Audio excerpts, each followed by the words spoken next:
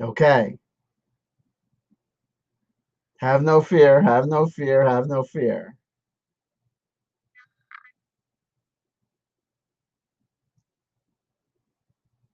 Listen. I have to listen. I build a certain sense of anticipation. I like to be a little bit dramatic. No, okay, I apologize.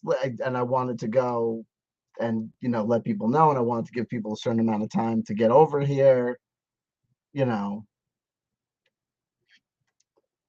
do the rundown. So here's my plan of attack. So what has happened is this: Dr. Jordan B. Peterson has made a statement. He's recently, there's been, I wouldn't call it a rebranding, but I guess there's kind of been a, just like a housekeeping, like a change of, livery, like almost like a brand, he's changed, a base of operations almost. Like I guess he's now associated with the Daily Wire, which I think is Ben Shapiro's broadcasting operation. I believe. I'm not exactly sure.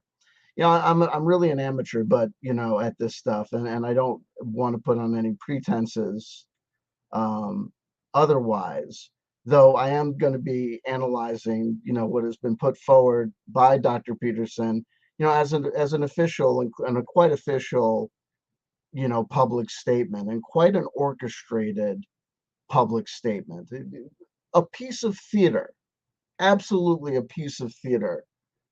Um, and I'm going to be analyzing it as such. I mean, I think it is a piece of theater. I think it has all the telltale signs of a piece of theater. It is a theatrical work. It's obviously rehearsed. It's though it is obviously orchestrated and designed to appear as though it is conversational in tone. It is a piece of public speaking, and it is designed to create that feeling, and it evokes. But in its but it's false. I mean, and in its falsity, it it shows you, and it lays bare what Dr. Jordan B. Peterson is actually doing, which is he's engaged in deception, which is something that he does. It's how he came to fame. And what he's doing actually in this public statement is repeating a historical event that brought him to fame. And what he's doing is what has been alleged by the left to be a hallmark, especially of what um, a hallmark of.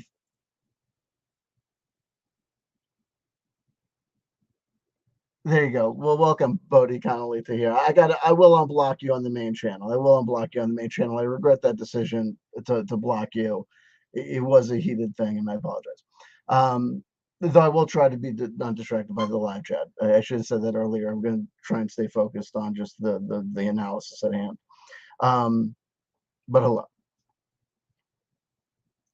Um, Dr. Jordan B. Peterson is and the what's known as become colloquially known as the dark web in this kind of new right movement that or alt-right movement, and there's different terms that are used, and there's various arguments that people voice to say to protest why they are in or not in, should be or shouldn't be affiliated with these terms, why these terms have meaning, don't have meaning, why they're a construction of people's political enemies, or why they're meant to dehumanize or to belittle or to diminish, a person, or what have you. They're propaganda pieces, whatever. And there's some people that say that those arguments against those terms and titles are just canards, that they're used to try and avoid, labeling that is appropriate labeling, the labels that people would want to avoid because they have negative connotations, because think connotations like this connotation, this racist connotation is people don't want to be labeled racist because that would be a negative connotation, right? Anyway, Dr. Jordan B. Peterson, it cannot be argued, first came to fame when there was a law that was being contemplated in Canada that he suggested would have criminalized misgendering or refusing to use transgendered individuals' preferred pronouns. To hear Dr. Peterson's recalling of what the law would have done, he would have lost his job, lost his tenure. There were various ramifications of his argument that the law had parallels to regulations at the university he was teaching at that were similarly restrictive, and that various aspects of this thought policing or these encroachments, whether they were actually present in the law or were just hinted at, were had triggered in him this need to protest this law. And there were arguments against him. There were arguments that he was misinterpreting the law. And I'm not working off any notes here, so I know that I could be a little bit scatterbrained and wandering off, and I apologize for this, but this is one of the arguments that is put at the right, and especially this kind of dark web, or this dark what do they call them, the what is this term that they use for these guys, the new dark, there was like a variation on dark web for these guys. It was Rogan and it was Peterson. Anyway, these guys. Anyway, um, but that they were, like Barry Weiss, when she was, let go from when she quit her job and then acted as though she had been drummed out or forced out. That these people create controversies, they respond to controversies, and then they act as though they were forced to do something. And in this, the new conservative dark web, whatever they were called or whatever, um, the and what people would say is that, Dr. Peterson, you're wrong. You're wrong about what this law says. There's absolutely nothing in here that says that you're going to be arrested if you refuse to use somebody's pronouns. There's nothing in here saying that you're going to be, forced to go into a re-education camp if consistently misgender somebody or refuse somebody access to a bath. Like, what are you talking about? It's simply what you're saying here is not here. But those arguments were nothing compared to the hoopla that was showered upon Dr. Peterson, the various videos that, and then he exploded. 2014, 15, 16, he exploded amongst this, the new Kekistani revolution that was happening in 4chan and 8chan, and this, this alt-right explosion that was happening, in the lead up to, Trump. There were videos of him, all that he was like, one of the figureheads of this destroying the libs and owning the libs, the constant videos of Dr. Jordan B. Peterson, and these, various, videos of him, he's a sophisticated guy. He is, a college professor, and you'd have videos of him talking to some, look, if you catch videos of if a college professor is on a public forum, a public square, debating all comers. If you hang out with that guy it's like a street magician. If you hang out with that guy on the street corner, that professor on that corner for 45 minutes, an hour and 50 minutes, and film him talking to this student, that student, this student, that student, right? And then you want to make a week's worth of YouTube clips to upload. If you're a libertarian professor, if you're a conservative professor, if you're a Keynesian economic professor, believe you me, your TA is going to have an easy time, whether you're the dimmest professor, whether you're the wisest professor, whether you're the wittiest professor, or whether you're the driest professor. If you spend 45 minutes talking to X, Y, and Z students, you're going to get dummies talking to you, you're going to get smart people talking to you, you're going to get wins, you're going to get losses, you're going to be able to cut together Dr. Jordan B. Peterson talking to the dumbest liberal kid who's like a stoner, guy or gal who just isn't on their A game. Like, why should I just, a person comes in and says with a beard, that they're a woman, and I should just know. Why should I just know? I don't know, because like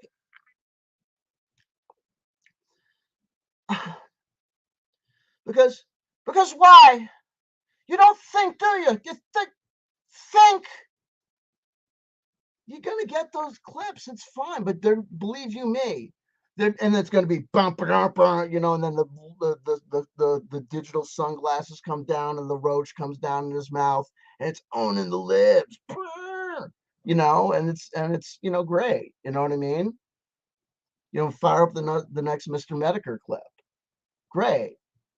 You know what I mean? And fuel for a revolution. And then, you know, 12 rules for dating my teenage Michaelia, or whatever. You know what I mean? And lobsters on Prozac, and you know what I mean? Clean up your room and whatever.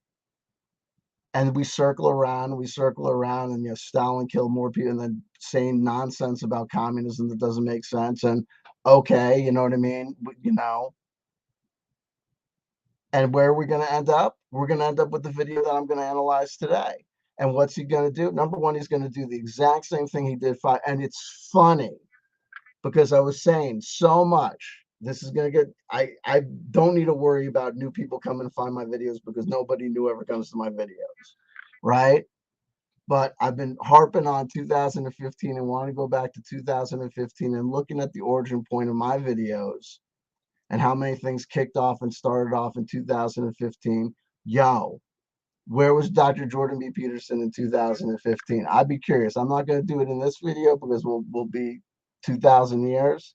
And again, I'm not going to look too much in the live chat. What I think is I'm going to shoot through Dr. Jordan B. Peterson's video. I'm going to do the whole thing.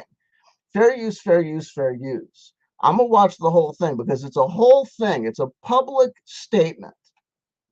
If you're going to do an analysis of a public statement, every single piece of this statement is an orchestrated work. Dr. Jordan B. Peterson is a doctor of psychology. He is trying to communicate a point, and he has an agenda. And he is absolutely trying to manipulate his audience to convince them of points, and he is being deceptive. He lies to our faces. I said that I call this video debunking Dr. Jordan B. Peterson, but that's technically inaccurate, but it's not a lie. But it's technically inaccurate because I don't need to debunk anything, because Dr. Jordan B. Peterson in the old video is going to tell you that he is lying. He's going to lay out the facts himself. He's going to say this, the other thing, and he's going to tell you himself that he's not banned. He's going to say, I'm banned from Twitter. Then he's going to tell you that he's not banned, but then he's going to say again at the end that he's banned. What is he doing? He's lying. Just like he lied when he said that he was faced with a law that was going to criminalize him, that was going to make him lose his job for not using somebody's pronouns, when that was not the case. It wasn't the case.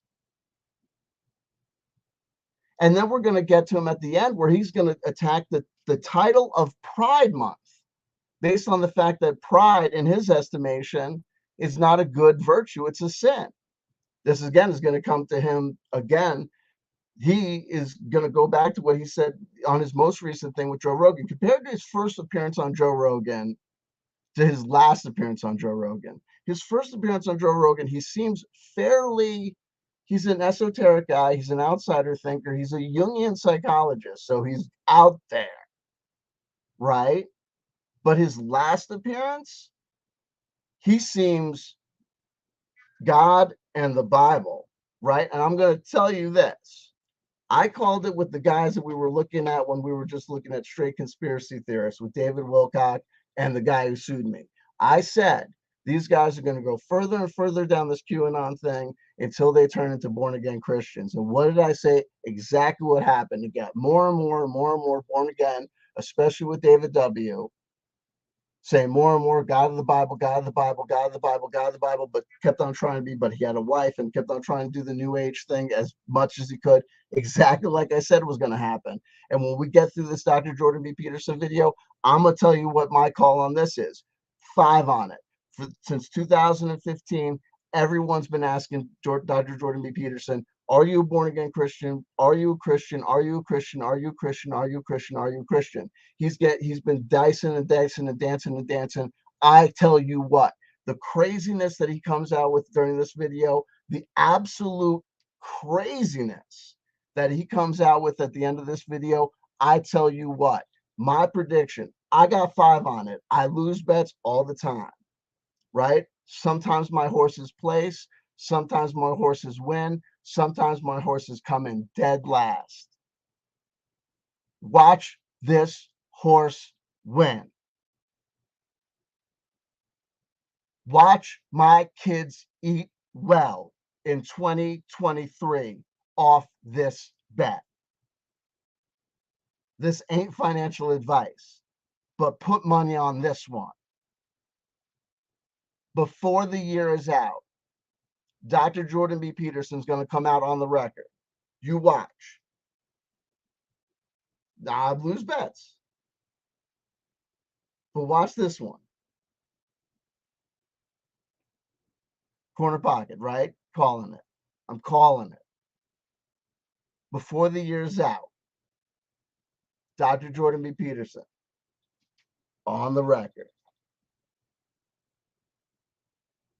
I'm saved by the blood of the Lamb. I'm saved by the blood of Jesus Christ. If you're not saved by the blood of Jesus Christ, you're going to go to hell.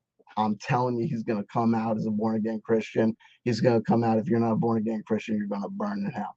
You watch.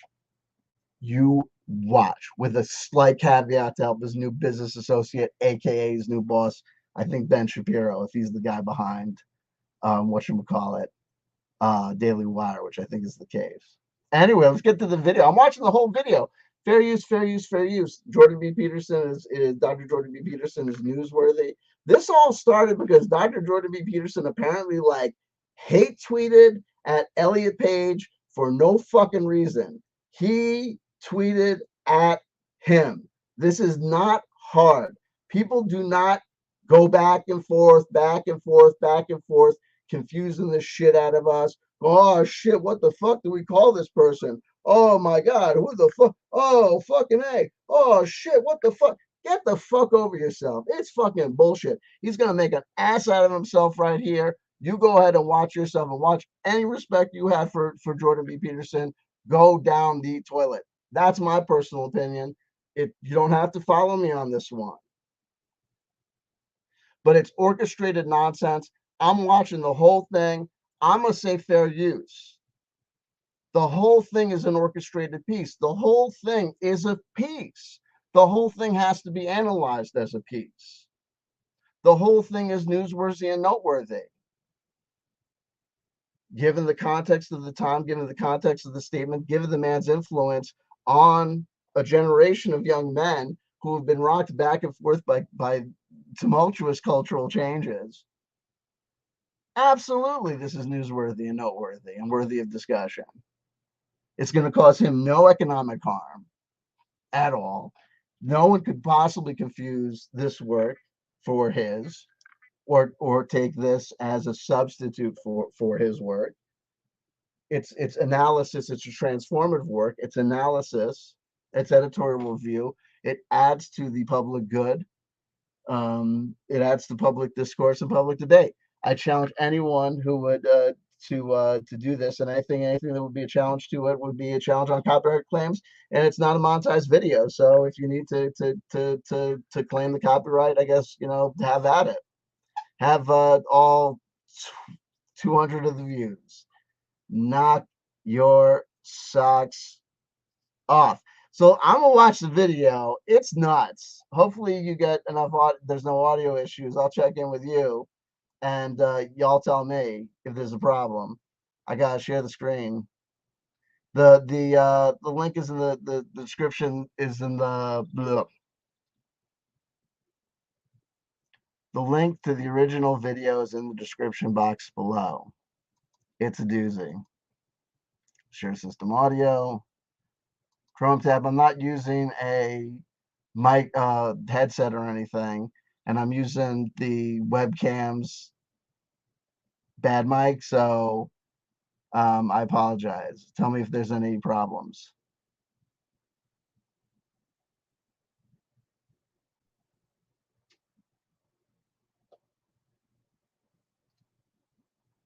Again, and nothing, no part of my analysis is meant to defame or be mean to Dr. Jordan B. Peterson. I'm just, look, I'm sharing my personal public opinion regarding the man's actions, activities, and statements.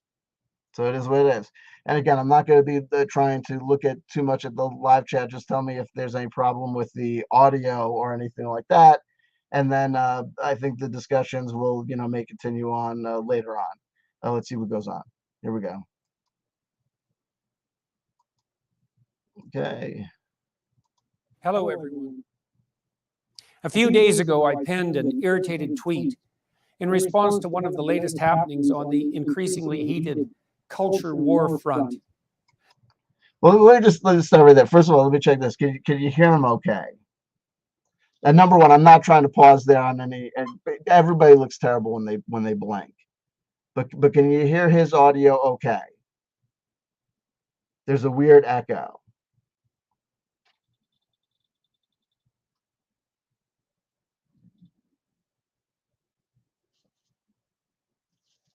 Slight echo.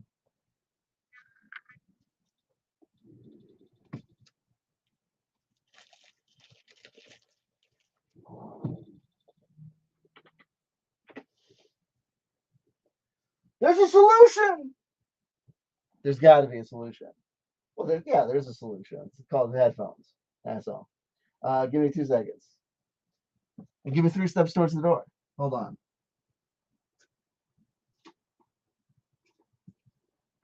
Yeah.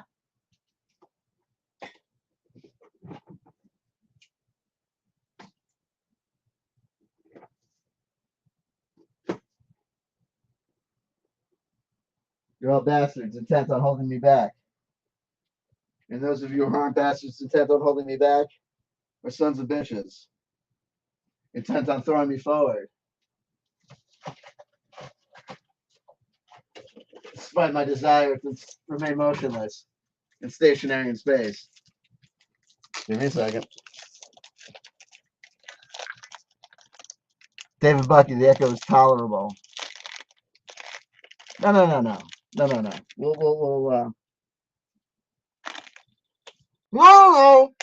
No. Why should you fucking suffer? I mean, please. We don't need to deal with that fucking echo.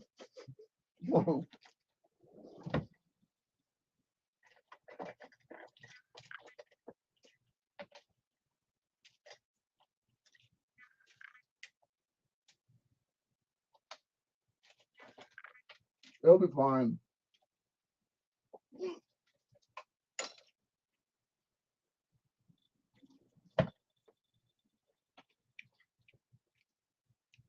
That's really good, man. It's great until he stopped. 45 minutes to try to hook up headphones and watch. I know what's going to happen. The headphones are going to be like Walkman length. So I'll be like,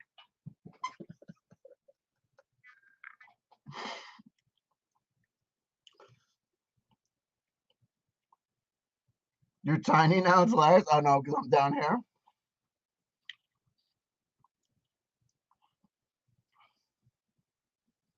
Watch, it's like this will make it worse. What? Oh, this is gonna be great. No, that's gonna be. Hold on. I have an extender. Hold on. You just had it too.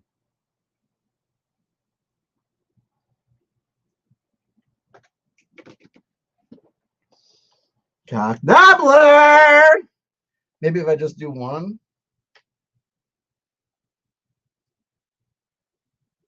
Hold on. Well, there's the extender. Where's the thing that plugs into it?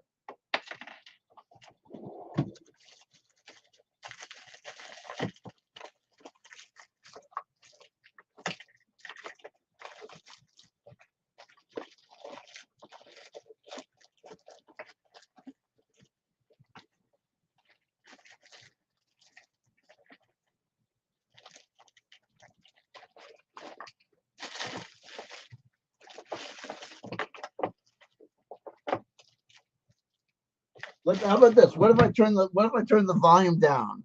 Hold on. Wait, let's see this.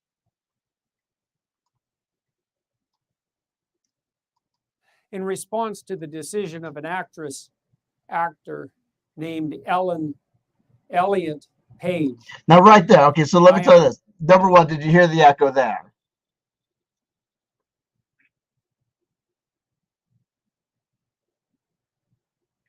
But I just want to say, like, right, did that actually help? Did lowering the volume actually help, or are you just bullshitting me? No echo now. Okay. Really? Or are you just bullshitting me? Really? But did you just hear what he said? This actor, actress, Elliot, Ellen. This is a rehearsed speech.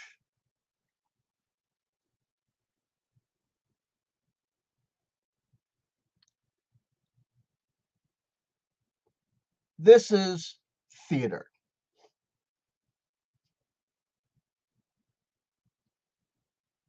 There is no question about the identity of the individual who he responded to.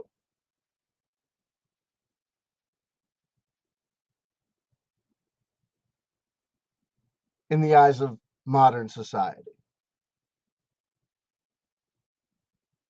In the eyes of modern society, no Jenna Kurzenko. He said in an affected way, Elliot Page, as if he didn't know or understand who he was. And he's going to do that throughout this video, which doubles down on the theatrics of the piece.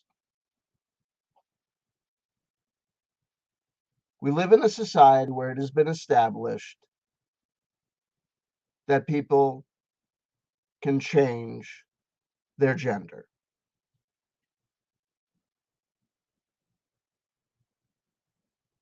I think we understand that there are people who are backwards in their thinking who don't accept that people can change their gender.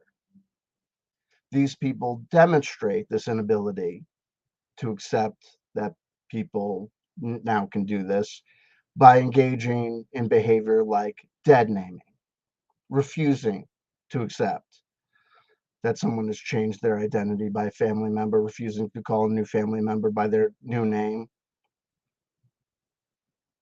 or knowing very well that a person has changed their gender, that a person that was formerly known as female actress Ellen Page, that is now male actor Elliot Page, knowing full well that this transition and change has happened, knowing full well that your memory bank has been updated and there's no real confusion. Dr. Jordan B. Peterson is not skipping a beat in his head.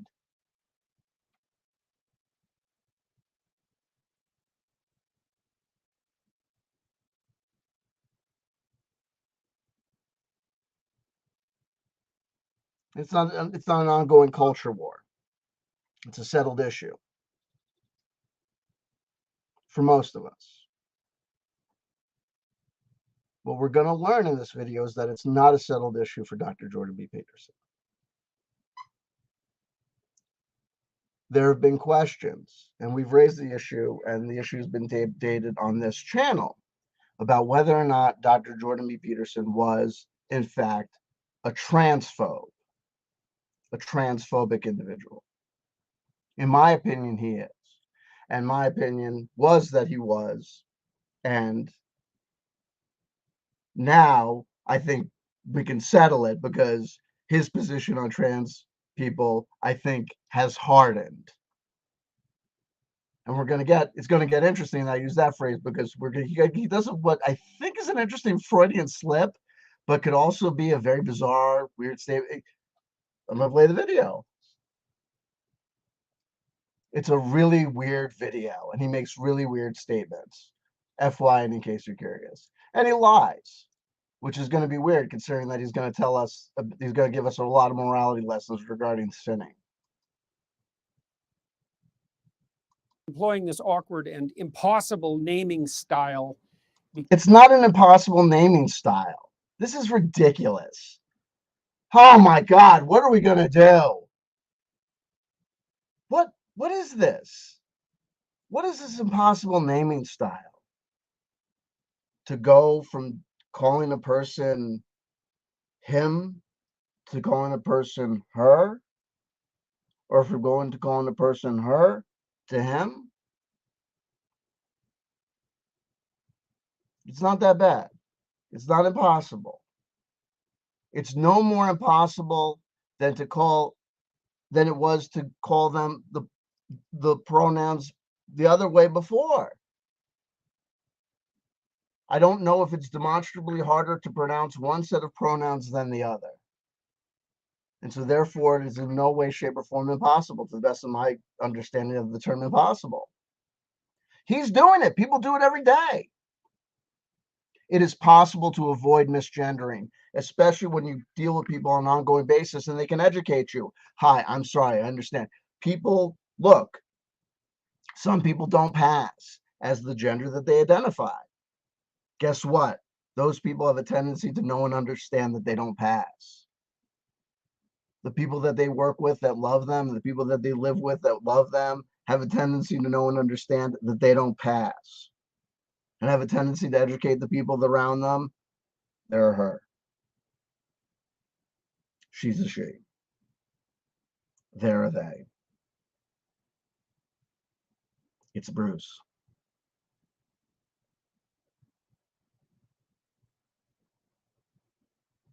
Yeah, you couldn't make a movie like Pat anymore. Yeah, you couldn't make a movie like Pat anymore. It wouldn't be funny.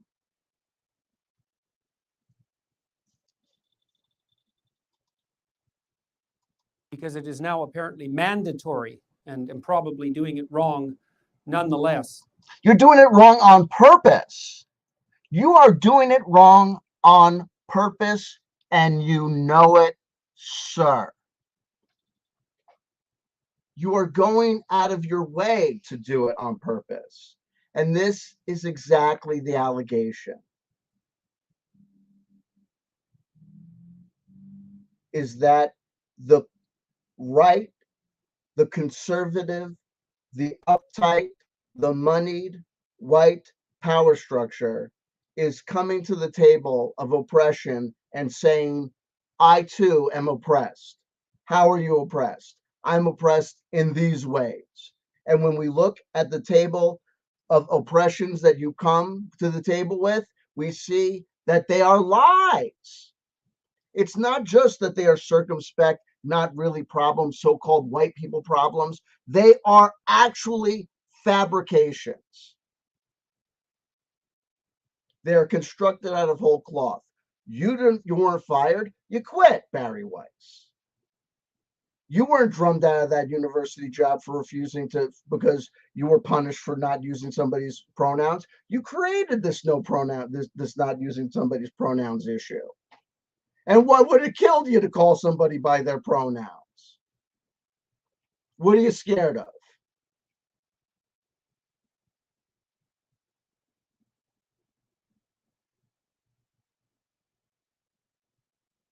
There have been guys in dresses and gals in pants since day one, and we all know it. Everybody's known it. The Indians, the Chinese, the Romans, the Greeks, everybody's known about guys in dresses and girls in pants. What this not knowing about girls in pants and guys in dresses is a new invention of these guys. And this guy is one of these guys. He is. He's one of these white colonial, everything came out of Europe guys. Don't you forget about it. Rush be damned. Here comes Big Canada. This guy. I'm going to try and keep calm. I'm going to check with you guys to make sure my audio hasn't gone out.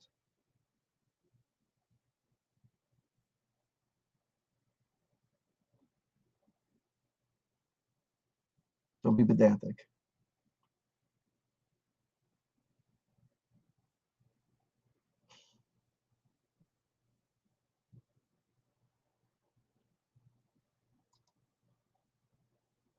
As you're doing it wrong is the whole point of what is being made mandatory. No, it's not. So what he's suggesting there is that this needing to use people's proper pronouns is set up to catch people doing it wrong so that we can force so that the this is a conspiracy, you know this is. We're going for the transgender conspiracy is to get the conservative Christian Jewish traditional people to get to fuck it up so they can get in trouble so they can be busted and punished. Yeah, that's what it is. It's not so that people can live their best lives and be themselves. That small minority of people who are feel that they're or experience being born in the wrong body and want to express themselves some other way. And what's it to you? But also, I'm trying to make a point.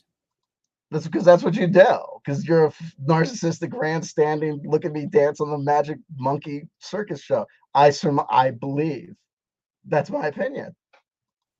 I've essentially been banned from Twitter. No, you haven't. You haven't essentially been banned from Twitter, and we're going to see this. You say that, but your thing is called Twitter ban. But you say it right there. I essentially have been banned from Twitter, which is you admitting at the face that you're lying. You're admitting it. You've essentially been so you're qualifying it. So you haven't been banned from Twitter. You haven't been banned from Twitter. You haven't been banned from Twitter at all. This is you lying. You liar. As a consequence, I say banned, although technically I have been suspended. You're not technically suspended. You were literally suspended. You weren't technically suspended. You were literally suspended. So when you were not banned, you were suspended. And watch this. But the suspension will not be lifted unless I delete the hateful tweet in question, and I would rather die than do that. Then you're an idiot. So if you'd rather die than delete the hateful tweet in question, then you haven't been banned at all. All that has happened is you are a petulant baby who thinks that the rules don't apply to you. Excuse me, I think that's a violation of one of the 12 rules for living. Is it not? You can't play by the rules? I'm sorry. Isn't playing by the rules one of the rules of life? It is, if I'm not mistaken. The Twitter rules say you can't violate their terms of service. They're saying your tweet is in violation. You can't tweet until you remove this thing. You're saying you're not going to do it so that you're essentially banned. You're saying you're banned because you want an end run around their terms of service. You want special treatment. You're not special. You don't get special treatment. And meanwhile, you're going to get to the hateful tweet in question, which is cray. The hateful tweet in question is cray. It's effing cray.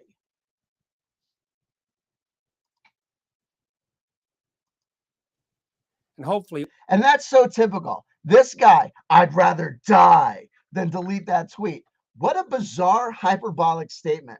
You're in the mental health profession. You know that your words are being broadcast to all these people around the world. You know that there are people in crisis that listen to you. By your own admission, there are people in crisis that listen to you. Also, you're a mental health professional that tried to kick benzos or something like cold turkey, even though like everyone in your industry should know that that's like the one thing you don't do. And then you went to Russia to kick? Like, it's bizarre. You're bizarre.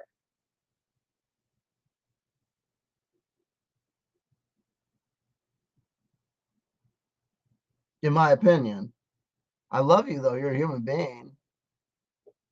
But it's crazy. And that's like a hyperbolic statement. You'd rather die than delete that tweet? Then okay. And how about this? Like, why are you making this crazy public statement about it? Like, then leave Twitter. Like, what's your problem? Like, you get paid like like a bajillion dollars a month. Well, you used to. I'm wondering if there's a problem with your financial bottom line. I'm wondering if you still get that much money. it will not come to that, although who the hell knows in these increasingly strange days. Oh yeah, these like bizarre days. Isn't like Daddy Musk, like isn't Elon gonna buy Twitter? What was it that I said that caused such a fuss? Yeah, what was it that you said that caused such a fuss? What was your perfectly reasonable tweet towards another human being during Pride Month? During Pride Month, that got you in such hot water. Got you in such hot water. Didn't get you in hot water at all. Remember, all they're asking him to do is delete the tweet. They're not doing anything to him. He hasn't been suspended. He hasn't lost his check mark. He hasn't been terminated. All they're saying to him, and this was probably an automated response, and this douche, like automatic, sorry, my apologies. I apologize to Dr. Jordan B. Peterson. This individual puts together, well, first of all, he's like, and what is this, like Knights of Columbus pen? And that fuss is just beginning.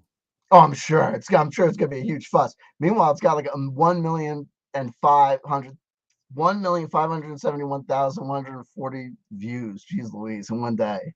And even more importantly and complexly, what exactly was it that I said that resulted in the ban? You were banned. Stop lying. Stop lying, Jordan. Stop lying. Lying's a sin.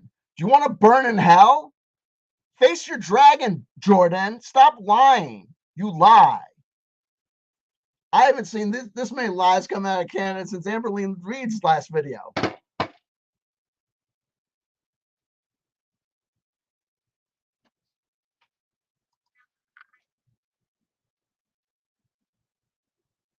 Amberlynn Reed's last video.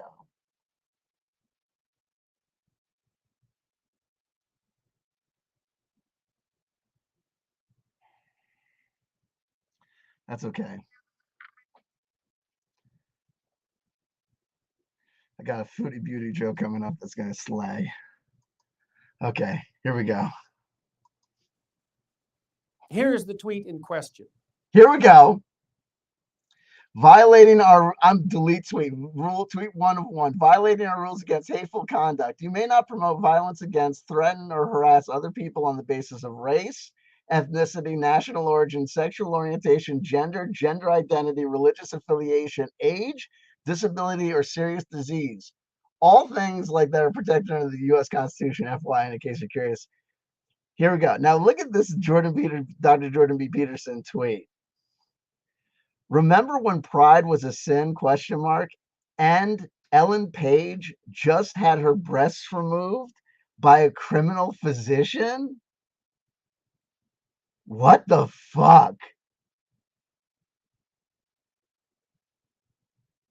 So he's referring to Elliot Page having his mastectomy during his transition from female to male, and referring to the physician that did it as a criminal physician, and the act of this plastic surgery, this transition surgery, likening it to mere, I guess, plastic surgery. I guess that's the deconstruction.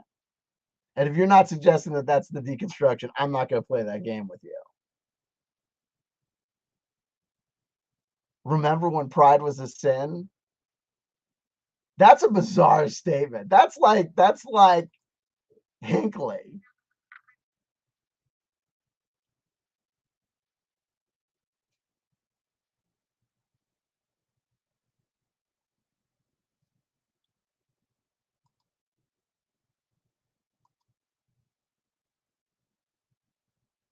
Oh wow, it's crazy. When I try to block that user, an error occurs. So they're like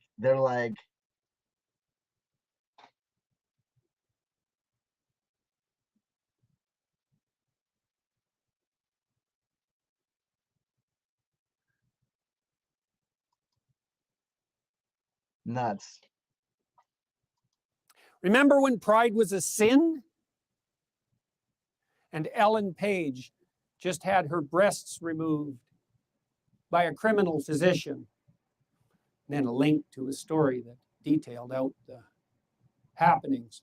The response from Twitter, quote, violating our rules against hateful conduct.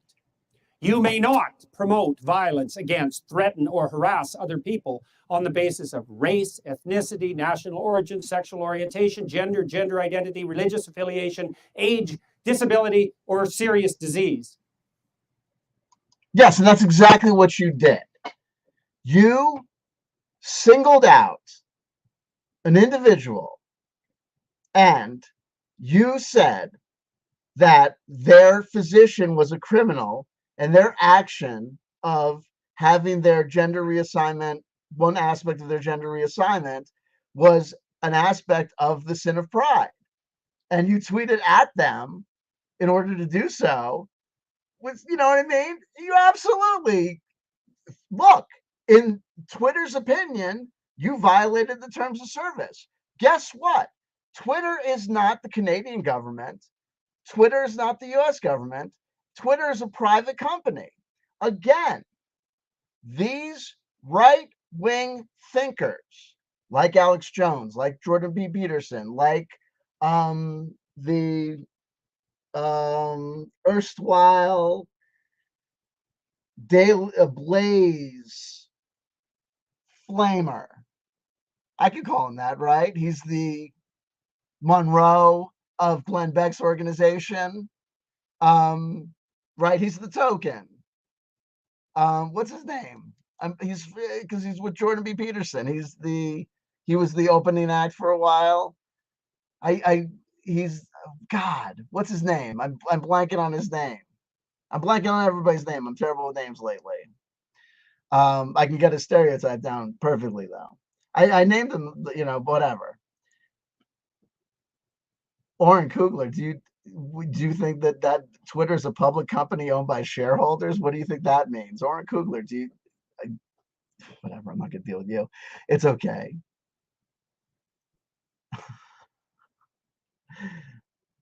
Okay. Focusing back.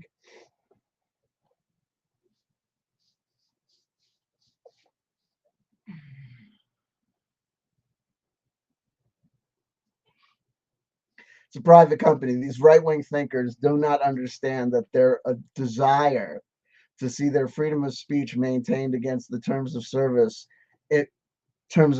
rules of organizations like Google or Twitter or Facebook, fly in the face of their anti-regulation stances as libertarians who want to see no regulation in the corporate spheres.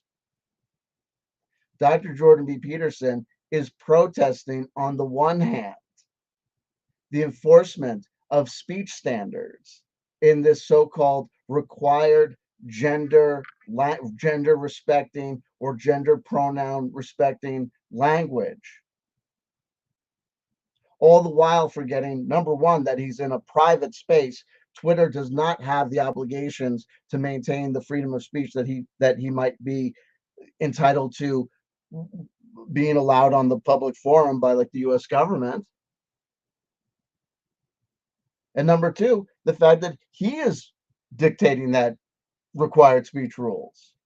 He is saying, you must allow me to be able to say X, Y, and Z. Well, then we're saying you must allow us to be able to say the contrary. Anyway, we'll move on. But it is what it is. By clicking delete, you acknowledge that your tweet violated the Twitter rules. Delete. If you think we've made a mistake, submit an appeal to us. Please note that, should you do so, your account will remain locked while we review your appeal. Yeah, those are the rules. So those are the rules you have to play by. Those are the rules that I have to play by. That's the rules that Joe Schmo has to play by, Jane Schmo. Those are the rules that everybody has to play by. Those are the rules that Elliot Page has to play by.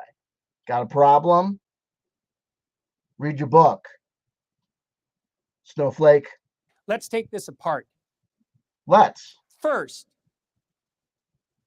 it is clearly the case that I did not promote violence against or threaten anyone with That's not necessarily what the terms of service, the only violation that the terms of service delineate would be a problem. my missive. So that leaves the arguably lesser sin of harass. Yeah. Let's assume, since I wasn't informed, that that was the crime. And further, harassment on the basis of so-called gender identity. What do you mean so-called gender identity? When he says so-called gender identity, mark it. At 2:52 in his speech, he says so-called gender identity. When he makes that statement, Dr. Jordan B. Peterson answers all questions about whether or not Dr. Jordan B. Peterson is a transphobe. Because Dr. Jordan B. Peterson just told you that Dr. Jordan B. Peterson does not believe in gender dysphoria. He does not believe in gender identity problems or issues. He doesn't.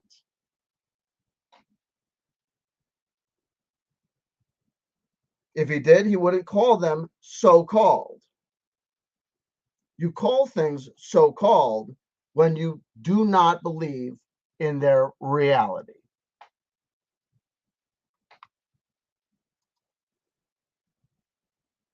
And again, if he wants to file an appeal, file an appeal. And if you file an appeal, what happens? Your Twitter's locked? Okay, your Twitter's locked. Will you be bereft of forums within which to speak? This YouTube video you made has made over 1.5 million views. What are the Google AdSense hits on that? You and the Daily Wire must be very happy. Buys a lot of fitted Italian suits. Since Twitter did not do me the favor of actually specifying my crime, and they did actually. They told you what the terms of service you violated. They did. You want to be more specific than that? Special little angel, you're not special. There are many possibilities on that front. We unfortunately have to guess at why this is occurring. No, you don't. You don't have to guess because your tweet was very specific.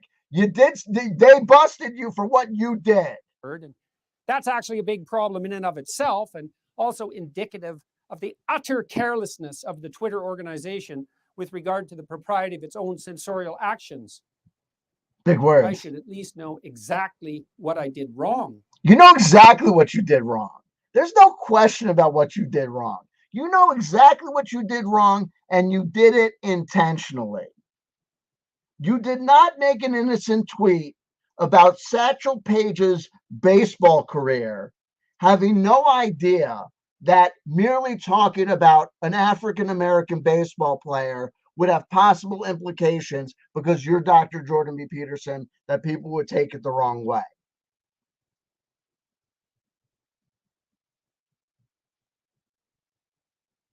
You refer to a transgender person by their dead name, and you called their physician that helped them with their mastectomy as a criminal physician. You identified yourself as a Looney Tune. You're so far off the mainstream of normative thinking in the first world: England, France, Germany, America, Canada, Mexico, Uruguay, Argentina, Japan.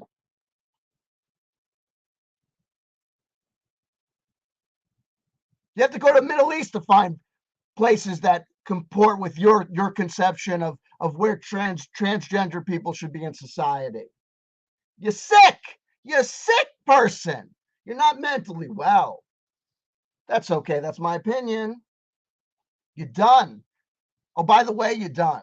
FY, in case you're curious, you're at the, all you guys who got famous in the wake of Trump, y'all ID'd yourself. The rats came out. Okay? It was a feast. During the plague, the rats got so fat. But post the plague, there was this renaissance, and medical science, we got rid of the rat because you came up and we identified you. We figured out, oh, this is how Jordan B. Peterson, we're going to examine you. We're going to figure out how you happened. And you sweetheart, go on. You haven't even gotten to he hasn't gotten to the crazy statements yet. The Twitter's just the opening act. The Twitter thing is just the opening act. It's crazy. This guy's nuts. And he violated his own 12 rules. First of all, he lies. He's lied so many times. He's going to keep on lying. He's going to keep on saying he's been Twitter banned, even though he's admitted he could appeal, even though he's admitted that it's not a ban, and that he knows, he knows what he did. And he's going to get up here and act like, what did I do? What did I do? What did I do? What did I do? You know damn well what you did. And you knew it was going to be a violation of the Twitter terms of service. And you did it on purpose. And you did it on purpose like a little prissy French poodle who isn't the star of the little show anymore, who then pees in the middle of the stage because that's all you could do to get attention. Your 15 minutes, tick tock, tick tock, tick tock, going out on a big old. And then what happened is at the end, he went crazy about the trans people. If I am required to acknowledge that my tweet violated the Twitter rules. What rules, you sons of bitches? Oh, you fuck! Are you? Yeah. Look at you. What is the ghost of Don Knotts is getting excited over here? Watch out, Dr. Jordan B. Peterson might take out his aggression on us, or he's gonna cry. Whatever. I'm sorry. I cry all the time too. I got problems. Anyway, listen, sons of bitches. You're the fucking son of a bitch that started this whole thing in the first place. And Elliot Page could probably kick your ass. He would. Anywho, no, I don't. But listen to me, Jordan. I'm not gonna call you. I can't believe you. But happy birthday. Your career's over. I surmise. No, whatever. You're gonna do fine because there's a lot of lunatics in the world. You'll do great. Saudi Arabia will love you. You'll do fantastic. Ahmadinejad, the guy that, Holocaust denial will be, I think that'll be a wonderful one we can explore. Lots of things. Oh, and this is just an opening act. Him and Ben Shapiro will have a wonderful time. What's next? When he's talking, wait till he talks about Pride Month and Pride and how it's sexual orientation, and that's not something you should be proud of. Wait, I'm telling you, the next stop is born again Christianity and homosexuality is a sin. Like his new boyfriend, Ben Shapiro, who does not look good in a yarmulke. Exactly. Precisely. Because such things matter when the accusations start flying. So what did I say that might constitute harassment? Well, many things, hypothetically. No, not hypothetically. Actually, we've been over this. It's not like you're so creative. You were actually psychotic in your bluntness and weirdness. Weirdo. Let's begin with, remember when pride was a sin? During Pride Month. Remember when pride was a sin? Well, pride was a sin to some people. But here's the thing that Jordan Peterson needs to remember, as always. This is the same thing that I said about his last Joe Rogan appearance. Dr. Jordan Peterson continuously makes the mistake more and more frequently, okay, of conflating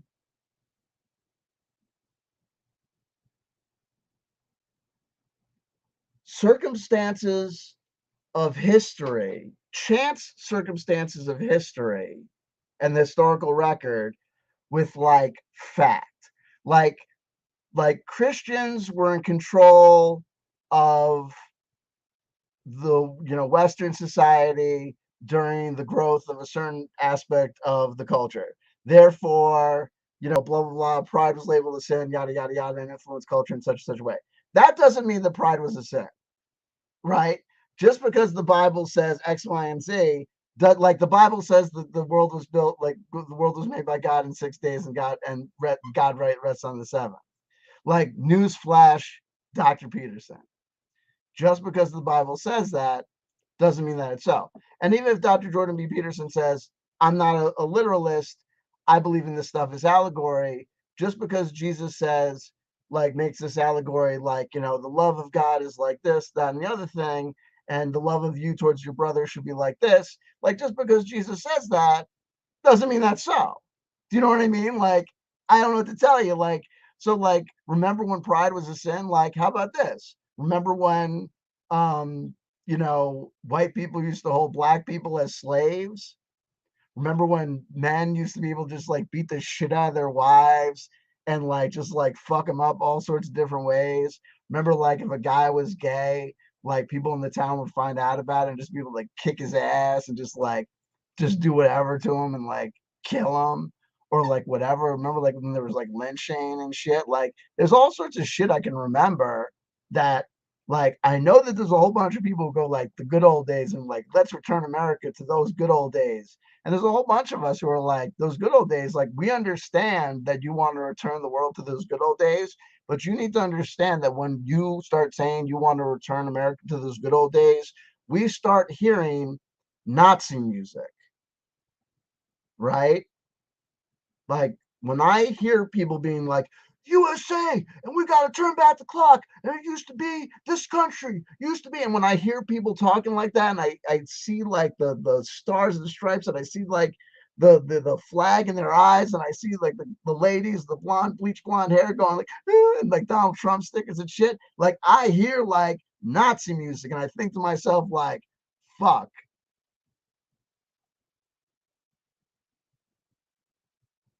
Well, there's a reason why we like identify these people and say shit like, we gotta identify these people, and you know what I mean? Like, shit, like, this sucks.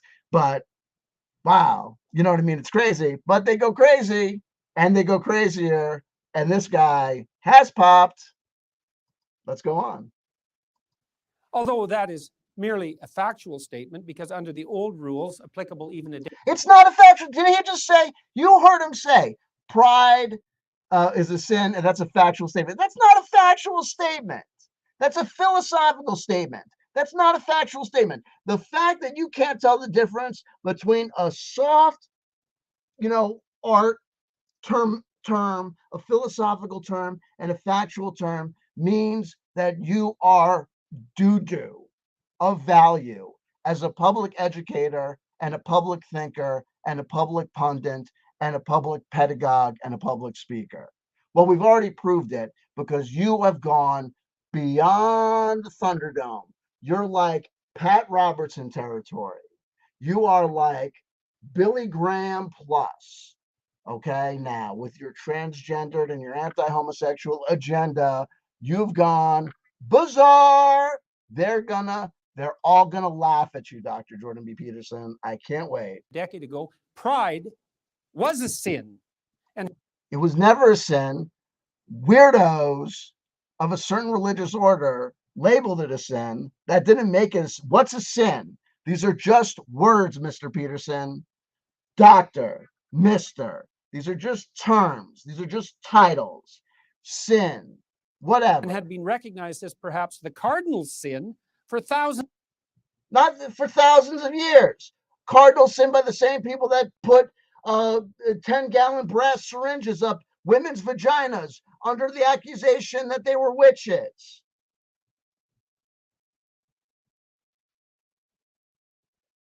The Inquisition, the Crusades, the Children's Crusades. Well, he speaks none of these things, about none of these things, because he's a wonderful human being. And so smart, oh, so smart. Thousands of years previously.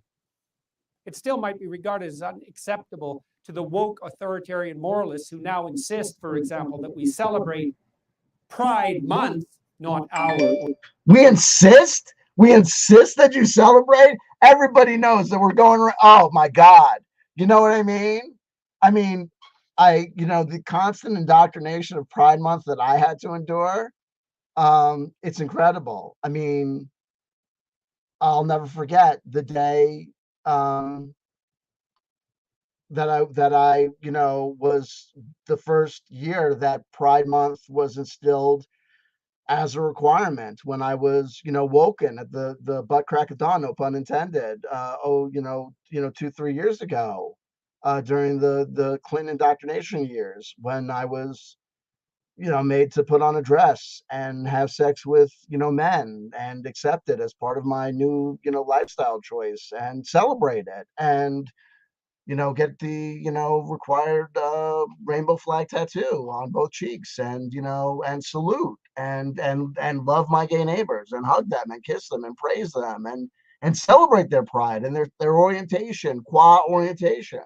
I mean, constantly. Pride. I mean, everywhere. I mean, not since, the fervor with which Black History Month, just constantly Black History Month forced down my throat. I mean, so much Black history. I mean, at the end, I was like, enough. I know so much about Black history. I mean, gosh, ask me anything about John Henry. You know what I mean? Or Washington Irving.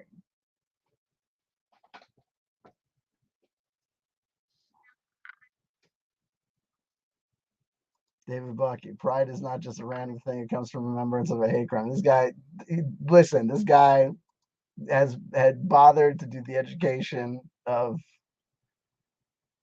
or day or week, but month. Not a day, not a week, but a month. A month for these fags. You know what I mean? A whole month. They got the whole rainbow.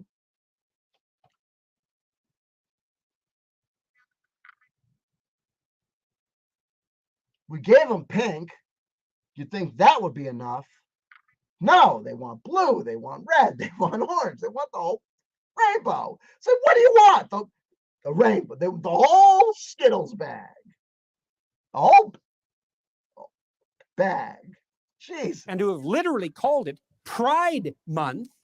Literally. Pride Month. The audacity. What gives them the right? A whole month?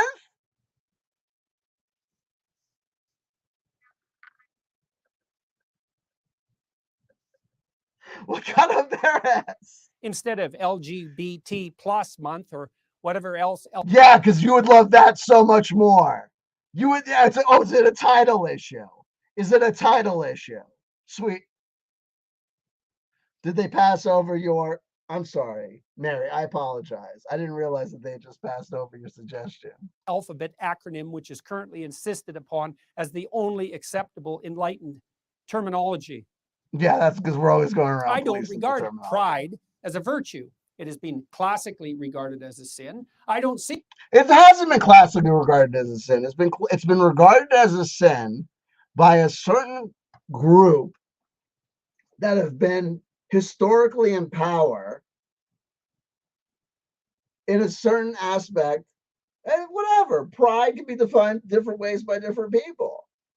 And being proud and having pride is a sin sometimes, and sometimes it's not. You talk about putting your shoulders back and being proud sometimes in your book. You're such a goddamn hypocrite. You're so inconsistent. You're such a lazy pseudo-intellectual. You're so emblematic of the times. We don't get Marshall McLuhan. We get you. Right?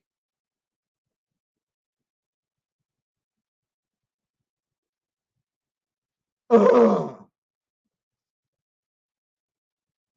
See that sexual orientation or sexual desire of any sort is sexual orientation is not sexual desire. This is then now see, here we go. Now, it was when we were talking about transgender issues, just know that his phobias are not restricted to transphobia. We are going to see Dr. Jordan B. Peterson's prejudices against those whose identities he feels are defined by libido. That's what this is about. It's about sex for him. And of course, people who are actually trans or people who are actually gay know that it's to act as though this is the nexus of everything has to do with libidinous desire is ridiculous.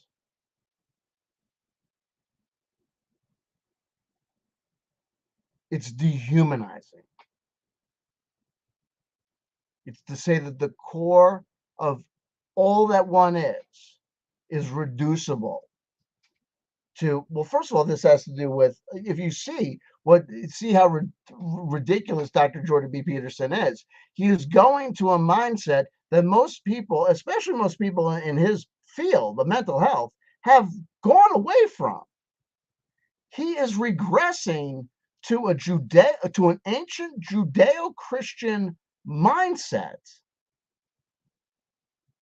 that places dirtiness upon the body and the genitalia, right? This is talk of sin and talk of libidinous desire, and like this is regressive thoughts and thinking from a mental health professional. This is the thinking that is more appropriate to a backwoods,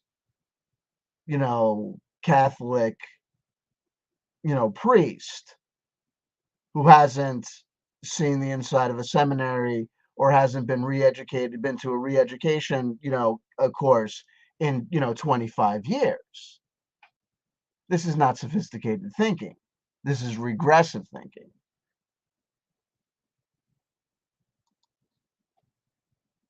Something to celebrate or to take pride in. And so what I said was merely a fact. Now, it's possible that I hurt someone's feelings because I pointed out that pride goes before, for example, a fall.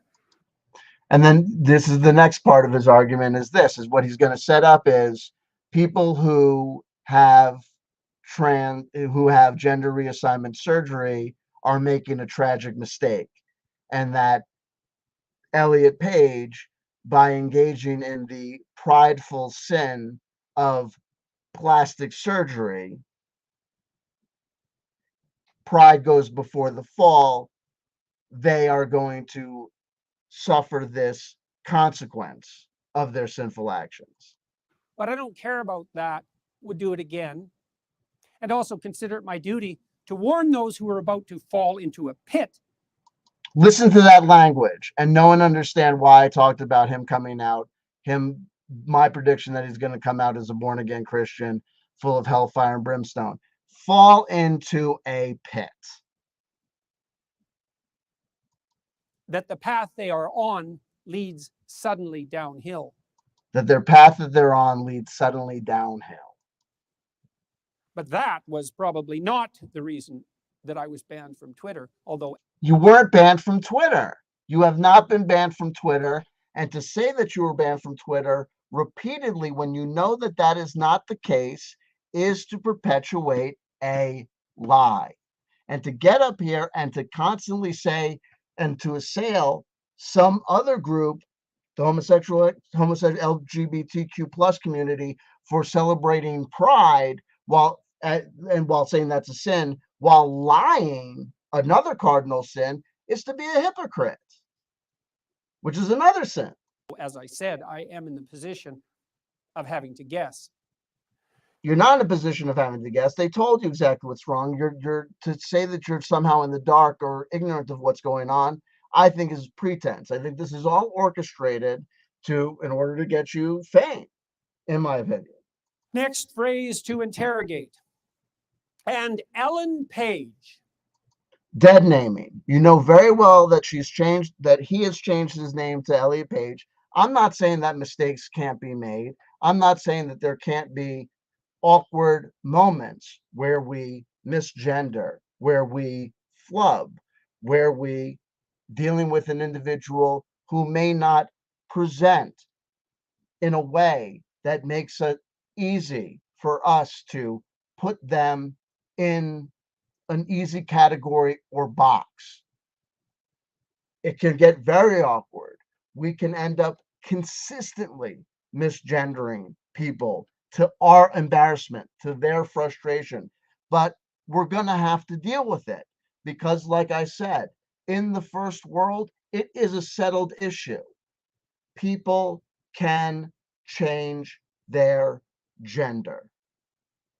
We accept the existence of trans individuals in our society. We accept it on a legal level. Well, we have so far. We have to see what the Supreme Court of the United States does. Isn't it crazy? We have to see what the Supreme Court of the United States does. But so far, steady as she goes. Now, why did I stop there? Because in all... So you dead name someone. You know very well what this individual's name is. Their name is Elliot Page. You chose to use their dead name in order to be provocative, in order to start a fight, in order to harass them for no reason other than to harass them, in order to pick a fight because, well, we're going to have to wait for some mental health expert, some psychologist, psychiatrist of some renown, probably maybe 10, 12 years after your death, to write a great compendium looking at your notes to say, Dr. Jordan B. Peterson was weird in the following ways. Look at this guy. Whoa, this guy. What? Okay. I think it was his mom. When no one ever talks about your like family history, but I guarantee you when they like open up the books on you, they're going to be like, what the fuck? Because you're like a special, I think you're awesome, but you're like as unique as me. And my family history was like beyond planet fucked. Like, honestly, my family history was like notable for being like a science fiction movie. And like, I think you're weird. likelihood, it was this seemingly innocuous phrase, including the name of a well-known actress there.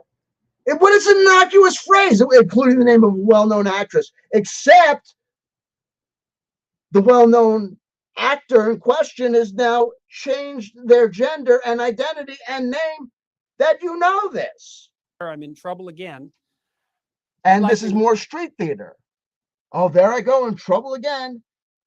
You know their name now, so what do you keep on using their old name? Because you're constantly, you just want to be provocative.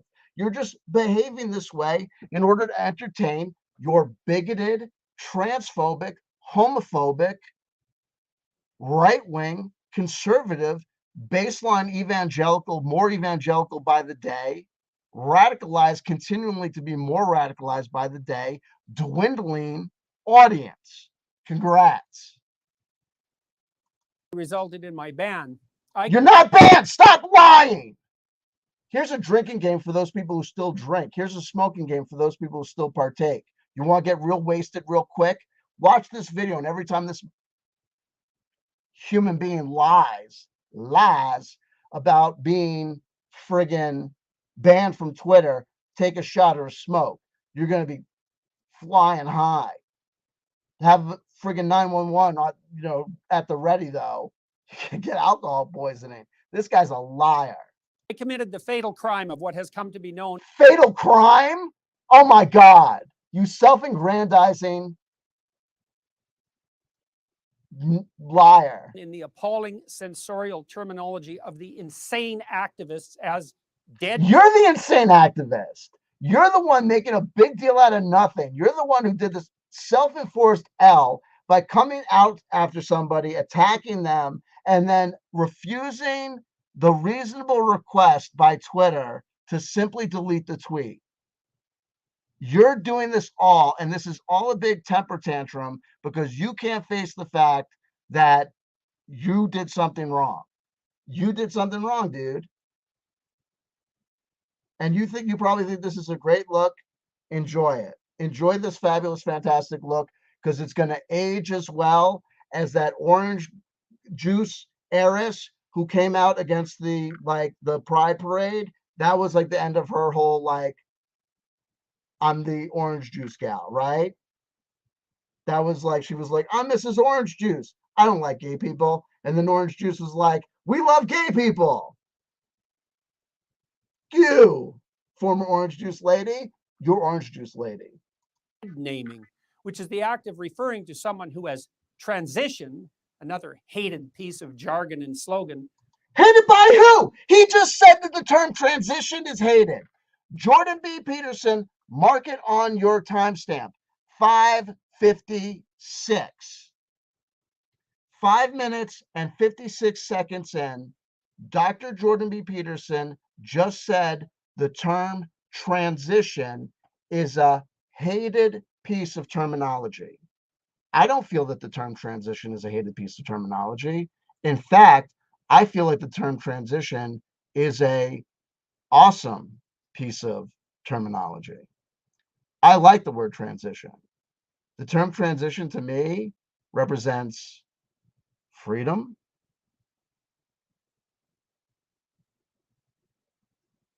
It represents life. It represents like liberty. It represents like not suiciding out. You know what I mean? It represents expression. And who thinks it's hated? Like, think about what this guy like just told you like about himself. And it's like also this, like BG says it great here. Transition is fact. Like transition, he just said that transition is a hated piece of terminology. That's him talking for himself. So is Jordan B. Peterson a transphobe? Yes. He just told you. Well, meow. He just told you. Jordan B. Peterson told you that he's a transphobe because he told you that the term transition, in his estimation, is a hated piece of terminology. He just did it. Okay? He just did it. Tell everyone. Tell everyone you know. He just did it. Reamsey, Anita Bryant was correct when she noted a day without orange juice is like a day without sunshine, but she learned the hard way that it tastes lousy with fruit pie. There you go. Ba-do-do-do-do-do.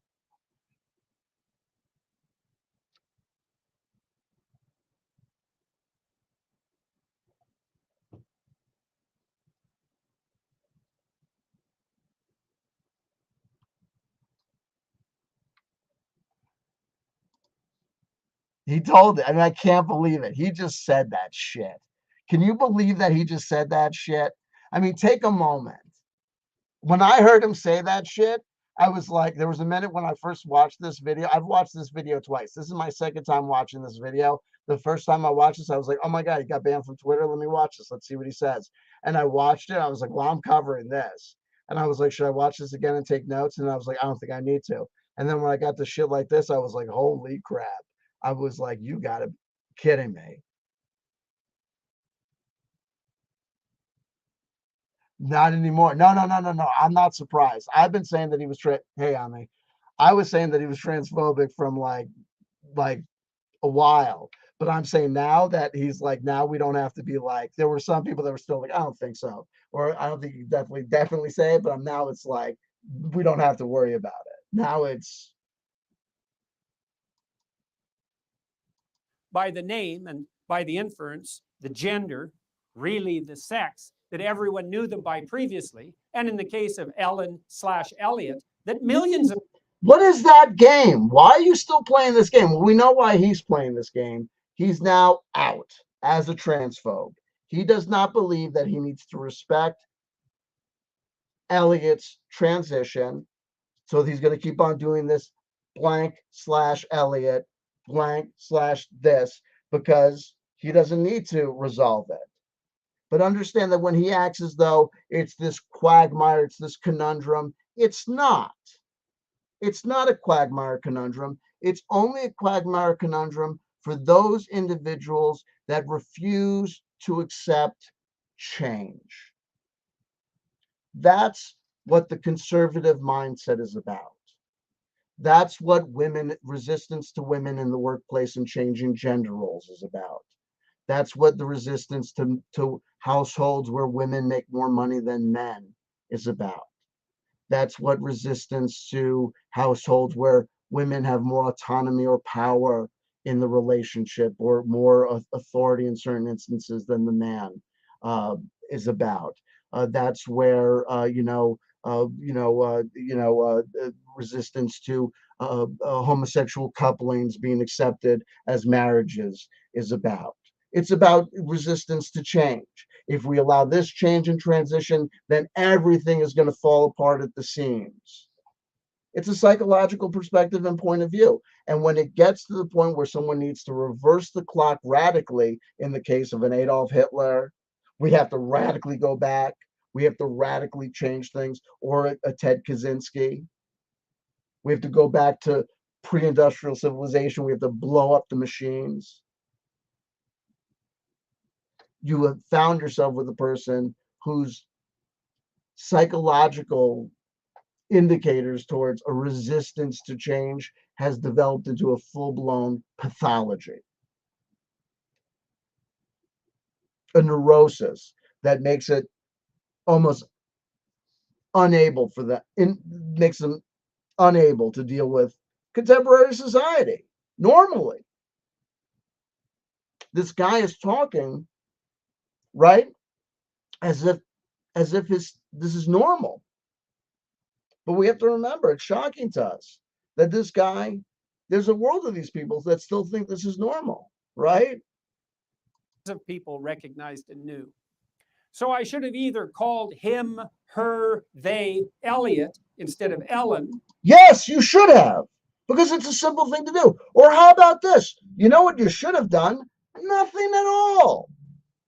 Remember, he tweeted this bizarre statement regarding identifying the doctor that performed the transition mastectomy as a criminal physician, which is a bizarre statement. It's using the same language towards the mastectomy performing physician as pro-life protesters use towards abortion providing physicians, right? Calling them criminals. And when the video goes on, you'll see he uses the same language and uses the same conspiratorial language towards the medical physicians and the doctors and the medical facilities associated with transition surgeries as these people do, and as conspiracy theorists do towards vaccines and cancer research. You'll see he's crazy. He's going crazy, in my opinion. Although, as we will discover, that would have made it impossible for me to say what I wanted to and need to say. You didn't need to say anything. You didn't need to say anything. You chose to say something. Nothing would have been impossible to say. It would have been very possible to say if you just paid attention to the rules of modern grammatical. If you just played by the rules of normal decency, which you refuse to do because you are having a poo-poo throwing temper tantrum because you're being denied spotlight time, I'm assuming, or something else. In the remaining phrases, not that such a problem would bother those who are objecting to my speech in the first place. You have no idea. No one's objecting to your speech. You did not get any blowback or any response from anybody. Twitter responded to you by flagging your tweet. This could have been by a machine. No one responded to you. You got no feedback from the libtards or the wackadoo left. No one flagged you or whatever. So relax. There's no Illuminati left trying to cancel you or whatever, acting as one, with our black hoods and our locks on symbolic chains, going around we're the NPCs. Yeah, liberal, left, progressive people, we're the ones that act in lockstep, and conservative people You're the ones that are all individual free thinkers because that's the way reality works. Okay, you're right. That's what, yes. Yes. No. Absolutely. Absolutely. Absolutely. The gay fashion designers, the music producers, the dope smoking hippies, we are all thinking and acting exactly alike. The psychedelic explorers, the poets, the authors, the doctors, the psychologists, the psychiatrists, the teachers, the educators. We're all walking in lockstep together. But you guys, the accountants, the plumbers, the cops, the army sergeants, the housewives. You know what I mean? You're just thinking outside the box all over the place with your radical moves and fashion and the arts and oh my god, and I can't get over it. The ridiculousness of you. Next phrase is just had her breasts removed. He had his breast removed. By the way, Dr. Jordan B. Peterson, FYI, and in case you're curious, men get breast cancer. Men need to get mastectomies. Men who have testicular cancer can get a condition which colloquially is known as bitch tit, where they develop breasts. So men get breasts. Men can have breasts. You ever see the movie Fight Club? You probably did. If I join your Patreon, do I get to see the Fight Club 4-hour Fight Club analysis of you in a no shirt?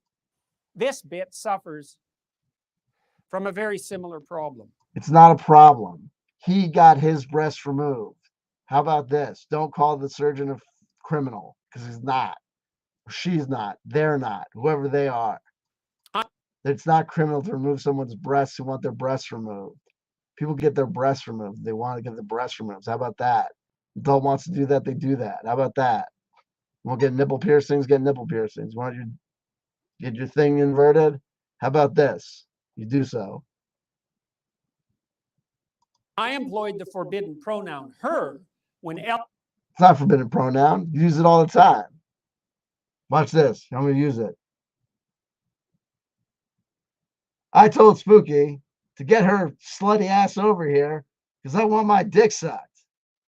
She said she wouldn't do it. I said, fuck her.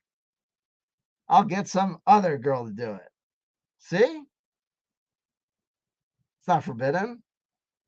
It's untoward. It's uncalled for in certain conditions. But Ellen is now this is called Elliot. Him, Elliot. They got me doing it, you asshole. to be regarded as a he or else. It's not or else. You could be an asshole about it, like you're doing. Be a jerk about it. You want to be a jerk about it? Look at you. Be a nice little jerk about it. Look at you. Hey, proud of yourself? You're being a jerk about it. You're being a jerk about it. I'm sorry. You're being a jerk about it. Give it up. I'm sorry. You're being a jerk about it. There's a conundrum here, to say the least, and not just it's not a conundrum. Although I have been banned because of it. You're not banned. You're not banned. Stop lying.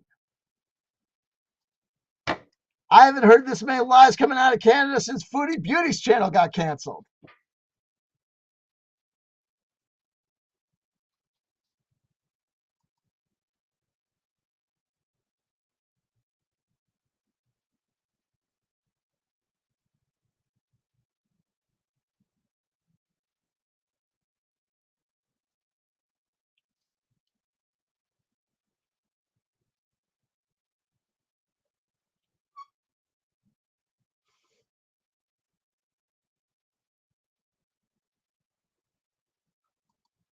God, yeah, I thought it would kill.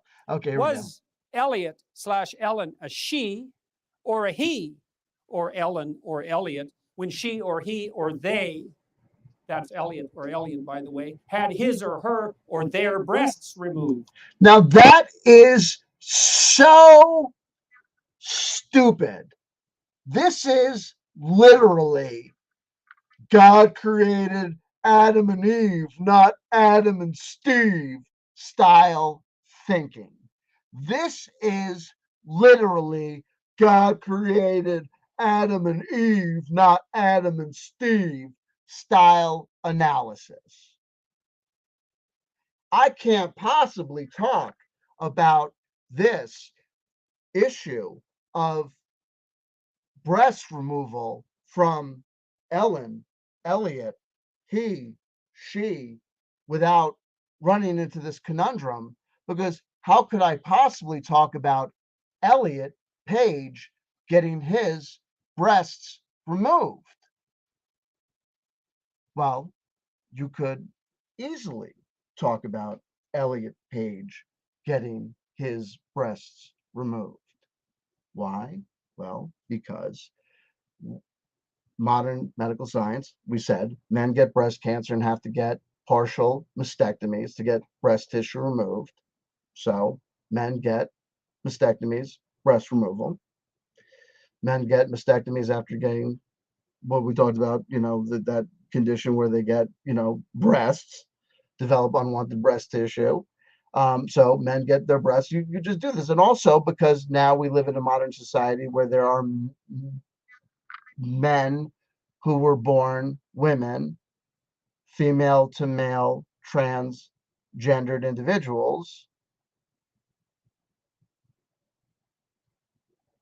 we can now simply use the terminology, where did Jordan go today? Jordan went today to get his mastectomy. I'm so happy for Jordan. His life satisfaction will improve now. I know how much he was looking forward to getting that issue resolved. Yes, he will be so much more happy with his body now. I'm so happy for him. So am I. I'll call him. No, don't call him. They said that he'll be in recovery for at least 48 hours. Who's with him? Dennis? I'm so happy his boyfriend is with him. Here comes Linkletter Dave. Oh man, I can't believe we still live with Linkletter Dave. Yep, I can't believe we can't afford to live without Linkletter Dave. Here comes Linkletter Dave.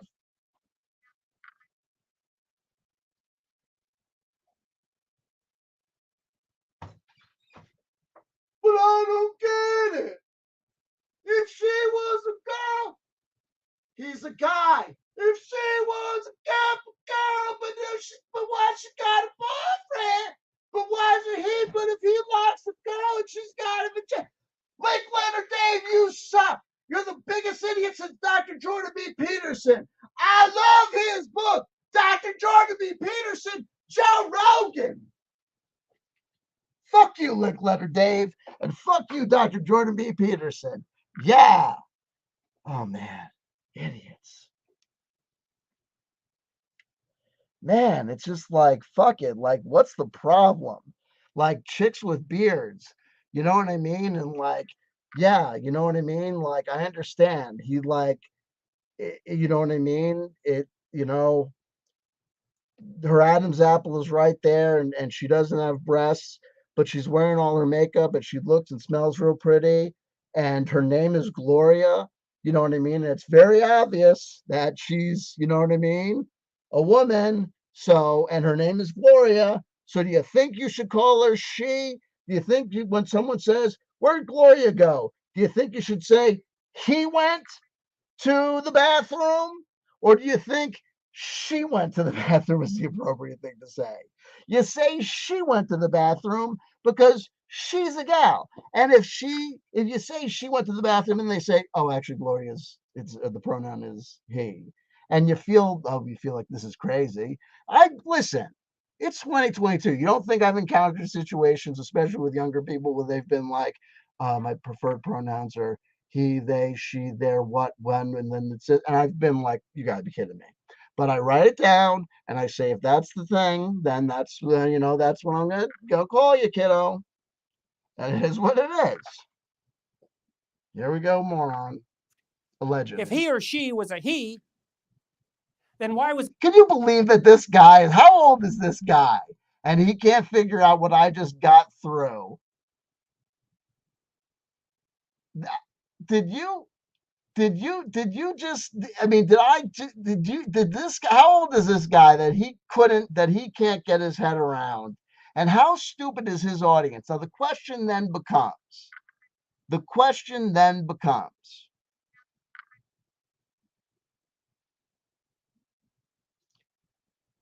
how disingenuous is Dr. Jordan B. Peterson?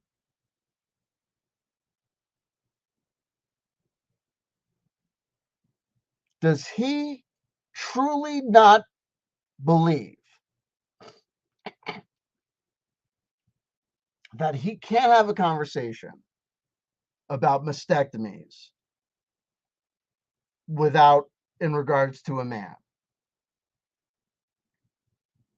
Or does he know that his audience will just never ask the question and just be like, absolutely, he's between a rock and a hard place. There's no way you cannot have a conversation about mastectomies and men. It makes no sense.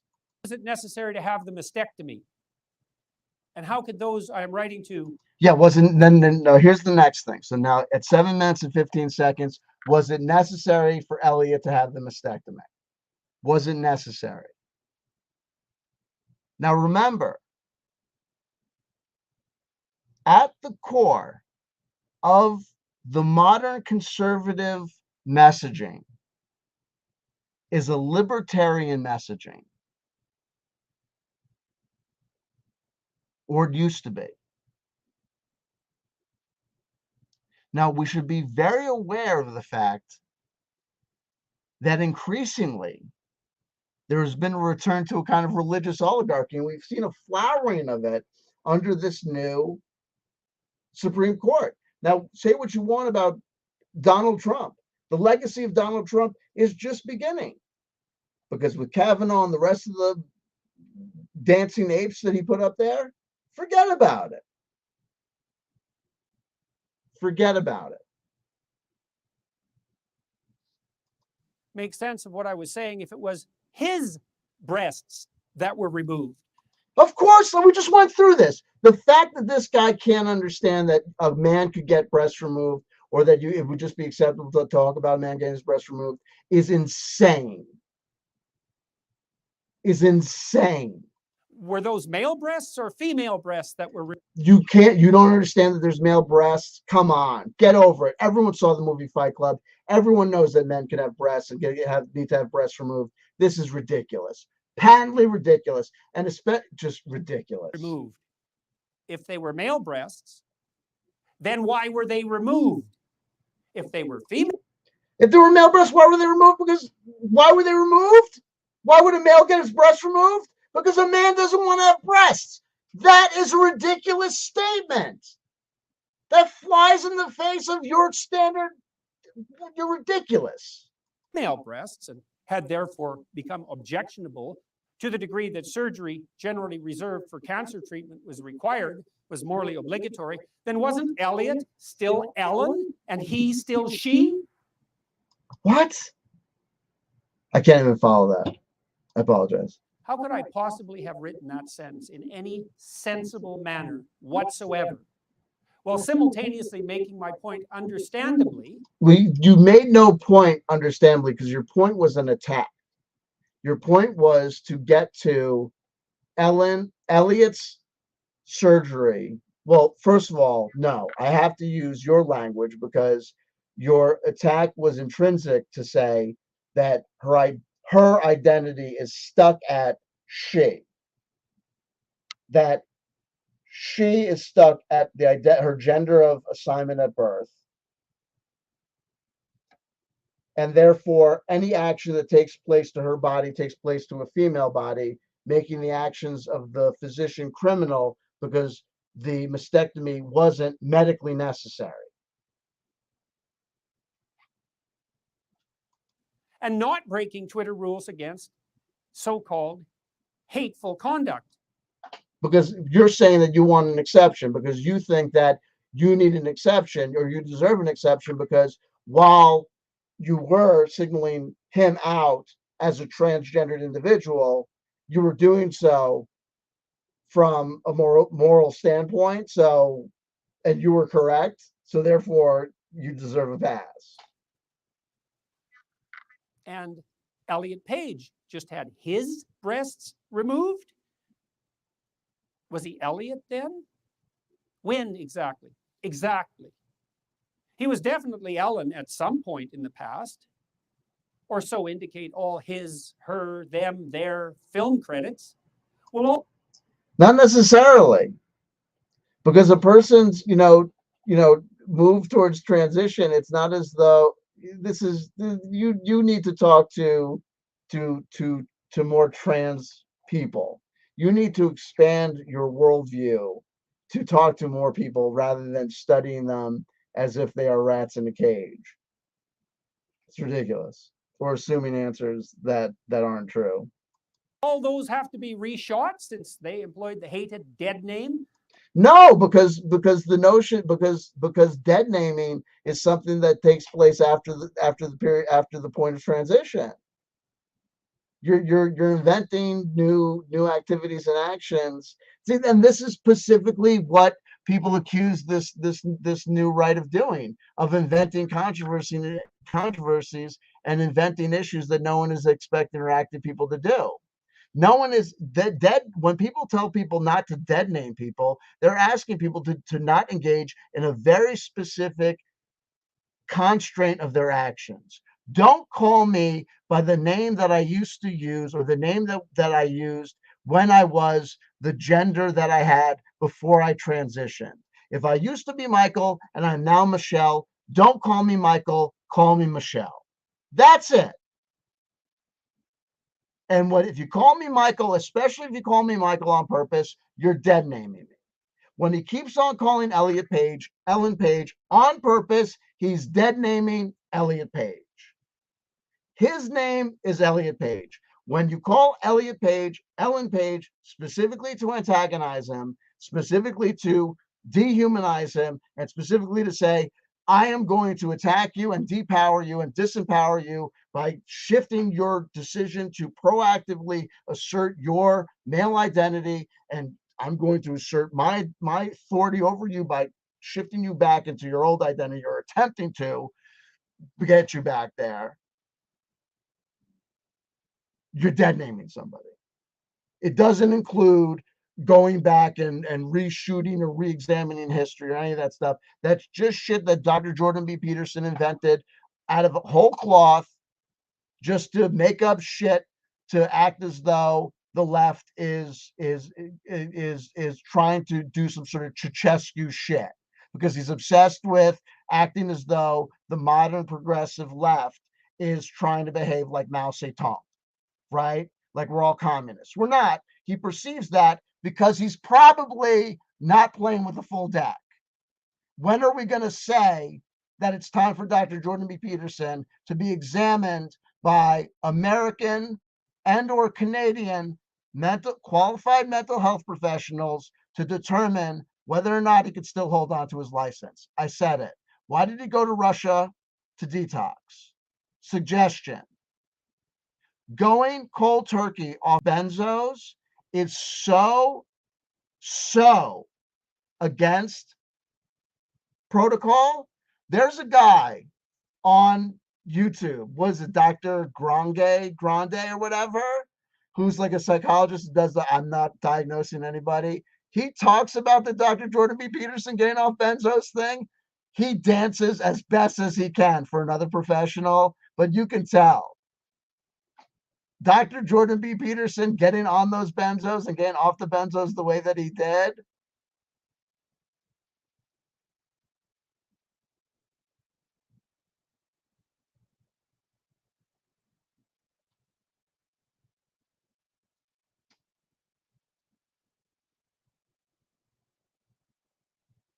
Crazed. That doesn't exist, by the way, that dead name category. That doesn't exist. That dead name category, that doesn't exist. Except in the sensorial and addled minds of a tiny fraction of insanely narcissistic and increasingly dangerous trans activists. No, excuse me. Your side has the lynching victims. Your side has the gay bashing victims. Your side has the gangbang rape victims. You have the friggin' all those guys. Okay. We don't have those guys. We're not the dangerous ones. You have the school shooters. You're after the January 6th things happen. I'm waiting for these January 6th prison diaries to come out. I wonder how many of those guys and gals are going to have Jordan B. Peterson language all over their January 6th prison diaries. You get the fuck out of here with us, that increasingly dangerous. You are playing a propaganda war. You are a professional liar and propagandist.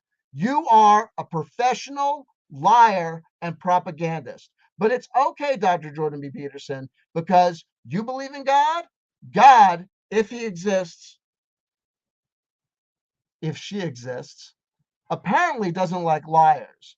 So you will find yourself apparently spiraling. I think you already are dangerous.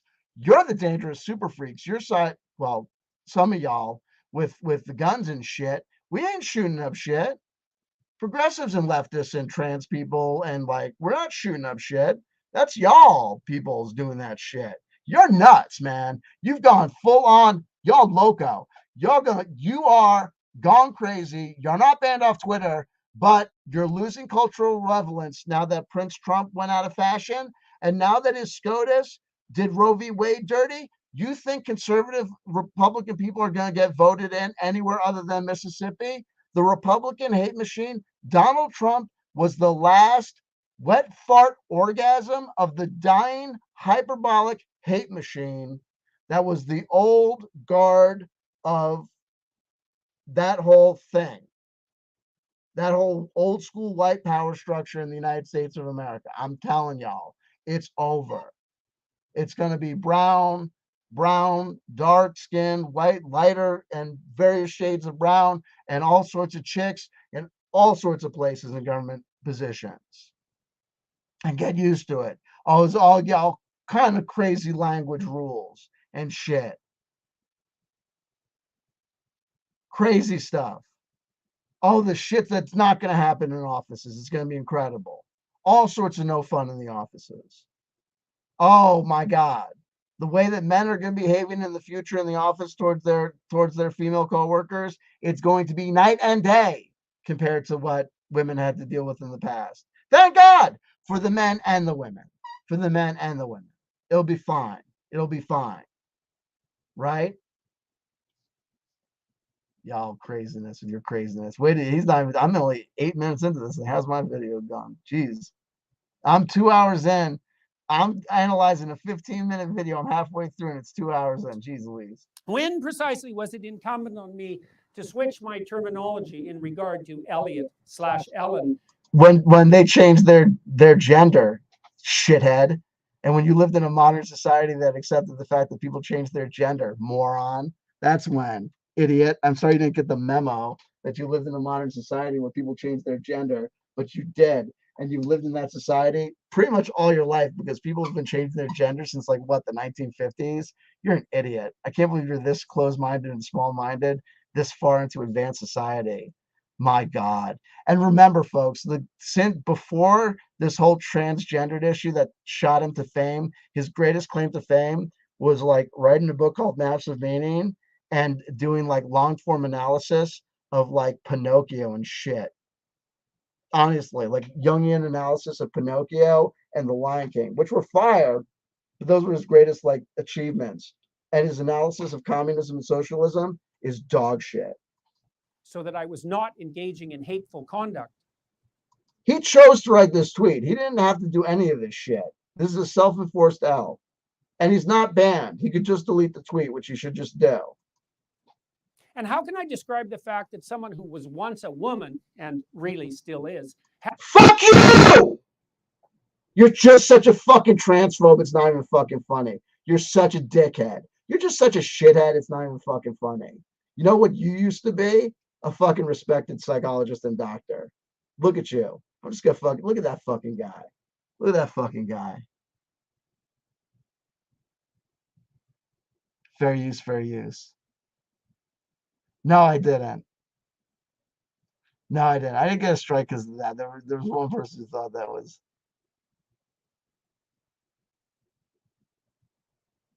There you go. Sorry, I apologize. I apologize for the volume spike. But that honestly ridiculous. That just told you. Is he a transphobe? He's out of the closet as a transphobe. This fucking guy should be dead. This guy's career should be toast. My God. Oh my God. I can't believe this guy. Can't believe this guy. I just can't believe this guy. And I can't. Oh my God. Had her breasts cut off because she, he, they, their, them had fallen prey to a viciously harmful fad. Can you believe this guy? No, so here we're going to go. Now, the next thing is going to be that the trans thing is a fad. That people are getting their breasts removed and their genitalia altered because of a fad. Sure. That's what's happening. And that's what happened to Elliot Page, who transitioned at what? Like, weren't they like 30? Like, how? Hold on.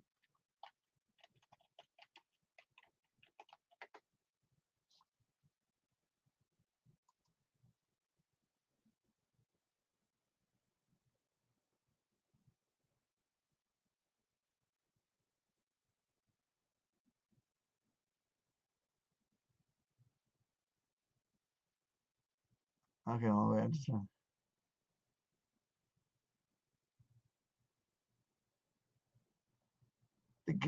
So they were born in 1987, came out as transgender in 2020. I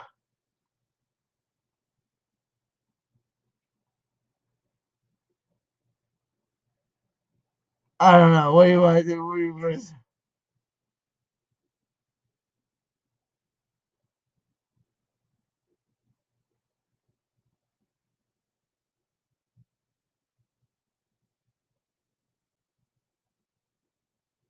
I don't know, but you know what I mean? Like, they weren't 3. You know what I mean? They weren't 16 years old. 40. Thank you so much. Okay, thank you. So it was you're gonna say a fad. Okay, they were an adult. We're not talking about a 16-year-old. We're not talking about a 13-year-old during peer pressure. This is crazy. Without using the appropriate sex-linked pronoun and the real name of the real person. Are we suggesting that people who change their name aren't using their real name? Are you suggesting that Malcolm X wasn't Malcolm X? Are you suggesting that Muhammad Ali was never Muhammad Ali but remained Cassius Clay, his quote unquote slave name? This is the individual we're dealing with. This is pathological. And the fact that Dr. Jordan B. Peterson, as a psychologist, doesn't know that he belongs in the sanatorium says to something. whom this was really done with his, her, their voluntary but unfortunate acquiescence. Voluntary, but who is he to judge? Does he not know and recognize that gender transition is an established practice within the medical community that involves concert and cooperation between medical and mental health professionals, that there are mental health professionals that specifically deal with issues of gender identity and transition? He is going to be lambasted. This is insanity. But of course, he's going to suggest that all of those people, right, are going to burn in hell because they are ridiculous. They're probably communists and they don't read the Bible. And so it was impossible to communicate what had happened to my audience without apparently running afoul of the impossible and absurd rules that now. No, you didn't need to communicate anything to your audience about what had happened. All you needed to do was delete the tweet and then say what happened. Or how about this? Don't say anything at all. You don't need to do any of this in the first place. Or just come out to your audience and say, I'm the sort of weirdo that I think that doctors that perform mastectomies on people that are transitioning from female to male are criminals, and then we would know what kind of super freak you really were, weirdo. Hypothetically govern morality itself in the days of the degenerated postmodern and Marxist ethos that we must still, no matter how impossible it is. You're insane. I can't believe. Thank God there's no. Thank God you're like, we're getting rid of people like you. This is insanity. What are you talking about, post-Marxist? Meanwhile, you're gonna talk about postmodernism and all this stuff all you want to. You were the super freak post-Jungian analysis, handing in multiple hour analyses of The Lion King. No offense, some of your analyses are like LSD fever dreams. Maybe that's what's there. No offense, none of like the writers of any of those Disney movies have ever come out and said that like what you're saying is there is there. Like it could just be like your imagination, dude. Abide by, or else. Or else what? Or else what? They told you to delete the tweet. You delete the tweet, you're back on Twitter doing Twitter shit. And what are you, a teenage kid? You got to be on Twitter? Why you got to be on Twitter? If Twitter's this bad, why you got to be on Twitter? We can die without social media? And you might object. Alan/Elliot is dead naming, an adult, 30-something, and 40, fully capable of making up his, her, their own mind about such things. And yeah, right. He, they are welcome from the liberal and the libertarian position to go to hell in a handbasket. As you said, he said he believes in hell. He's a born again Christian now because they go freaky. They lose their money. They start to lose their audience. And as things go crazy, they all turn into Adolf Hitler in the bunker. Everyone goes freaky and they go Adolf Hitler in the bunker. She, he, they see fit. And fair enough to some degree. Because you think that Jesus Christ is fair because people have free will, even though whatever. And if you believe in that sort of vision of God and the Bible, then you are probably eating meat again or whatever. I don't know. But I don't believe it is either merely picayune or inappropriate to point out that Ellen/Elliot. No, it's Elliot. Who is quite a good actor/actress. Whatever. Is also a ritual model for emulation. Because everybody knows how all the kids emulate Elliot Page. I mean, I've got 2 daughters, 11 years old, and they're constantly like Elliot Page. I'll never forget where I was when I had to have that serious discussion with them about the girl from Juno and how we were going to have to get used to the fact that now she was the guy from Juno. But that never happened because my kids, no one gives a shit about, no offense.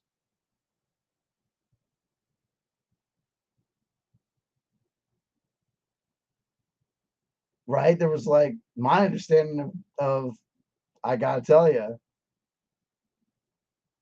like if you got a problem with like if your biggest issue in the world is having to deal with Elliot Page's transition, I think you're gonna be okay because a star with all the privileges and, let us point out, the responsibilities. The responsibilities? What the fuck? Meanwhile, Will Smith cracked Chris Rock across the mouth, and did Jordan B. Peterson? I don't remember Jordan B. Peterson saying shit about black on black crime. He probably was into that shit. He probably thought it was a boxing match. Probably had money on it. That go allegedly along with that. So by acquiescing to this surgery and by publicizing it, and by insisting upon the sanctity and the moral virtue of his, her. What the fuck are you talking about? Their new, expensive, dangerous, and medically enhanced identity. And the fuck is this guy talking about? But we're going to get into this. This medically enhanced expensive because we're going to get into the conspiracy theory. He's going to go right into David Icke's conspiracy theory about the reason that even though New Age medical science could cure cancer in like 30 seconds with coffee grinds and avocado peelings and, shoving, like Michael Landon's, femur up your butt. They don't do it because it's just so much, easier to, make more money off of you by treating the cancer. he's going to go into the same thing. He's going to go into the same thing by acting like the transgender medical industry is a racket designed to make money. Listen, it's fucking classic conspiracy theory bullshit. By participating in the whole identity charade. Whole identity charade. Weirdo. Ellen/Elliot has Elliot, undoubtedly, with his, her, his, their his so-called courage, and so-called courage, whatever, the dude. White House itself has tweeted out every indication of believing in the courage of those who transition, enticed many a poor, confused adolescent, girl most likely, to blame her emergent pubescent self-consciousness, confusion, and discomfort on being born in the wrong body. Nonsense. I have heard this bullshit so much, and it's like such a load of crap. This notion that the kids, like, you know, the transition stuff, and all the kids are going to go gay, and they're all going to start experimenting, and they're all going to think that they're transgender and bigender, whatever. Like, to the degree that this stuff like pops up, to the degree that it pops up, or the degree that it happens, you have to know and understand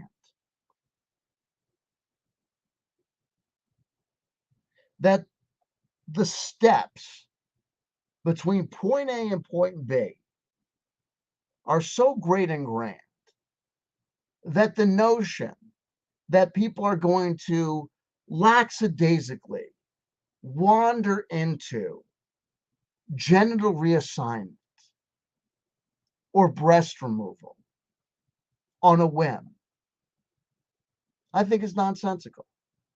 Will there be stories of people who transition and regret it? There will be.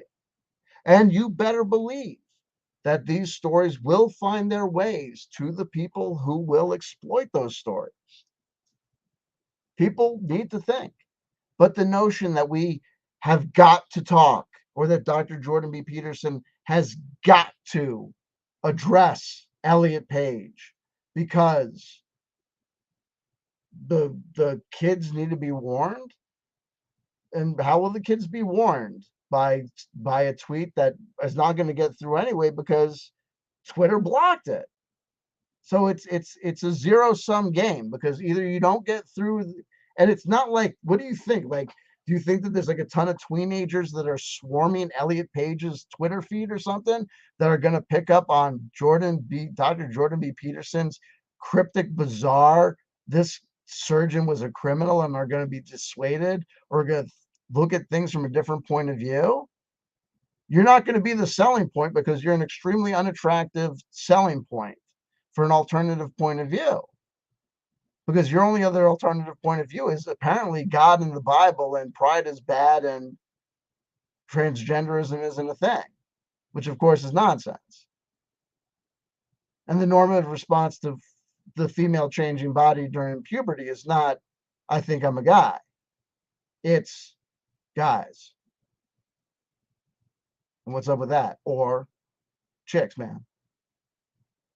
And now, because we live in modern society, you know, emerging lesbians and emerging, you know, gay kids, you know, don't have it as bad in certain areas that they used to. But thanks to guys like you, we have to worry about the clock being turned back. But we're not going to let you, super schmuck. We're not.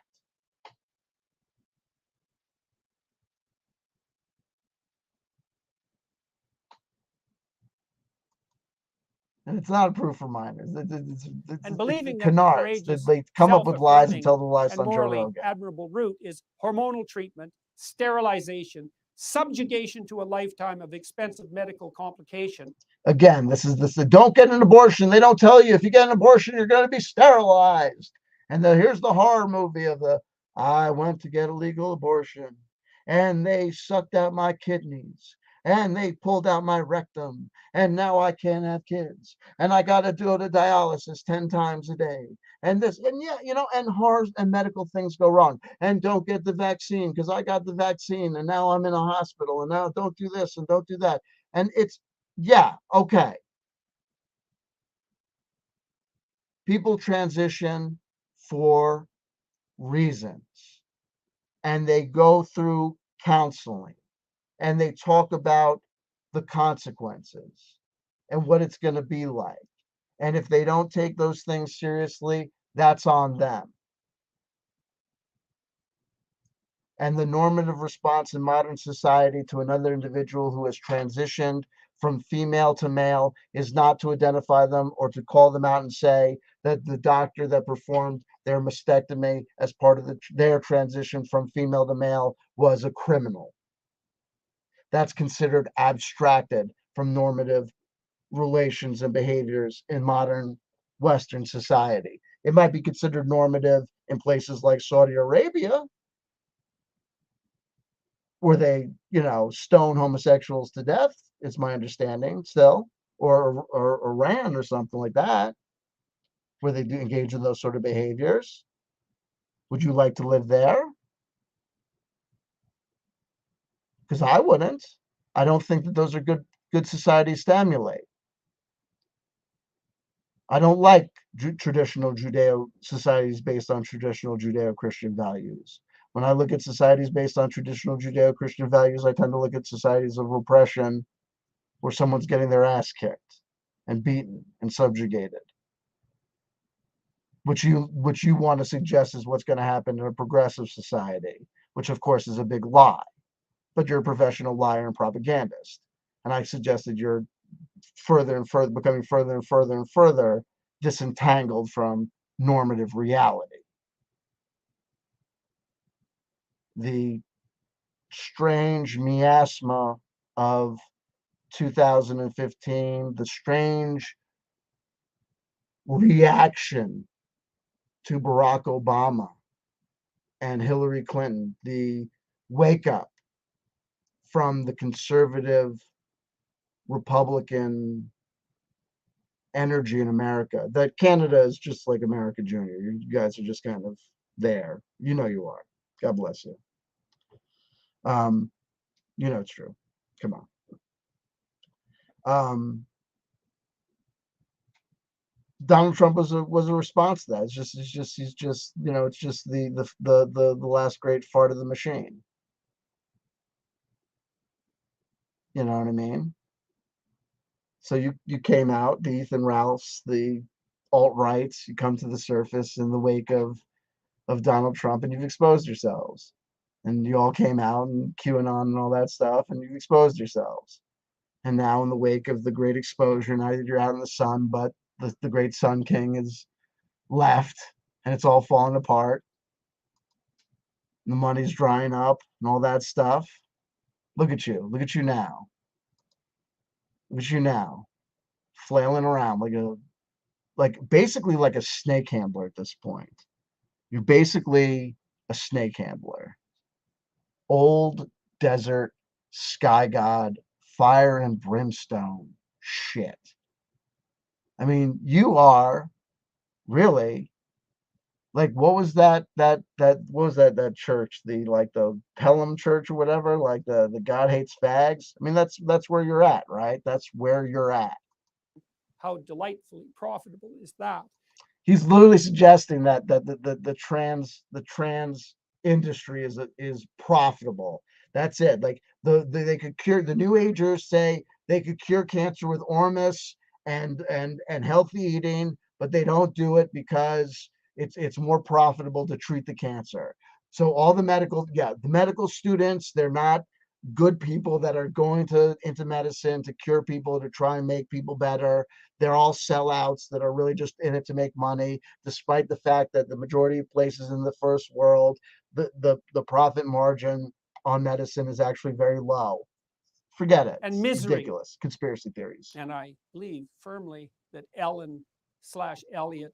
No, Elliot. Stop it. Stop lying. Or whatever the hell her name or his name is. The animosity, the unneeded animosity. His name is Elliot. Stop being rude. Unnecessary rudeness and cruelty towards another human being, that's unnecessary. I believe that given a fair psychological analysis, you would probably be, someone might figure out that you might be some sort of weird sociopath or psychopath, maybe. You're some sort of weirdo, or you're developing some sort of weirdness. This is not like normal. for a person in your position with the amount of power that you have. There's no need for you to behave in this way. Bears moral culpability for that. And finally, with regard to the final phrase, criminal physician, I must say that I've had some Now this is weird. Now watch this. Now remember, it says criminal physician. So this is where I'm going. 1135. He says he's the last phrase, the criminal physician. He's referring to the physician that performed the mastectomy that he's calling a criminal. Now he's going to say a phrase. He's going to say, "I had some post-coitus thoughts about this," or words to that effect.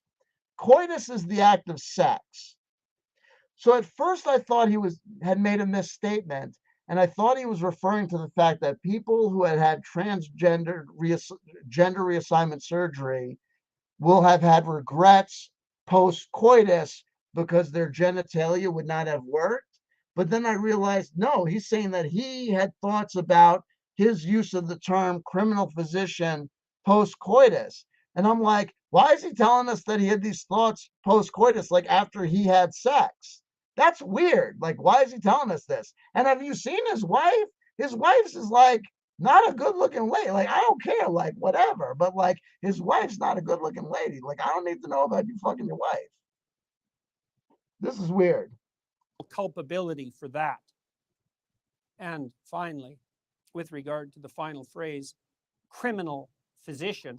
With regards to the final phrase, criminal physician, I must say that I've had some post-coital, so to speak, regrets about that.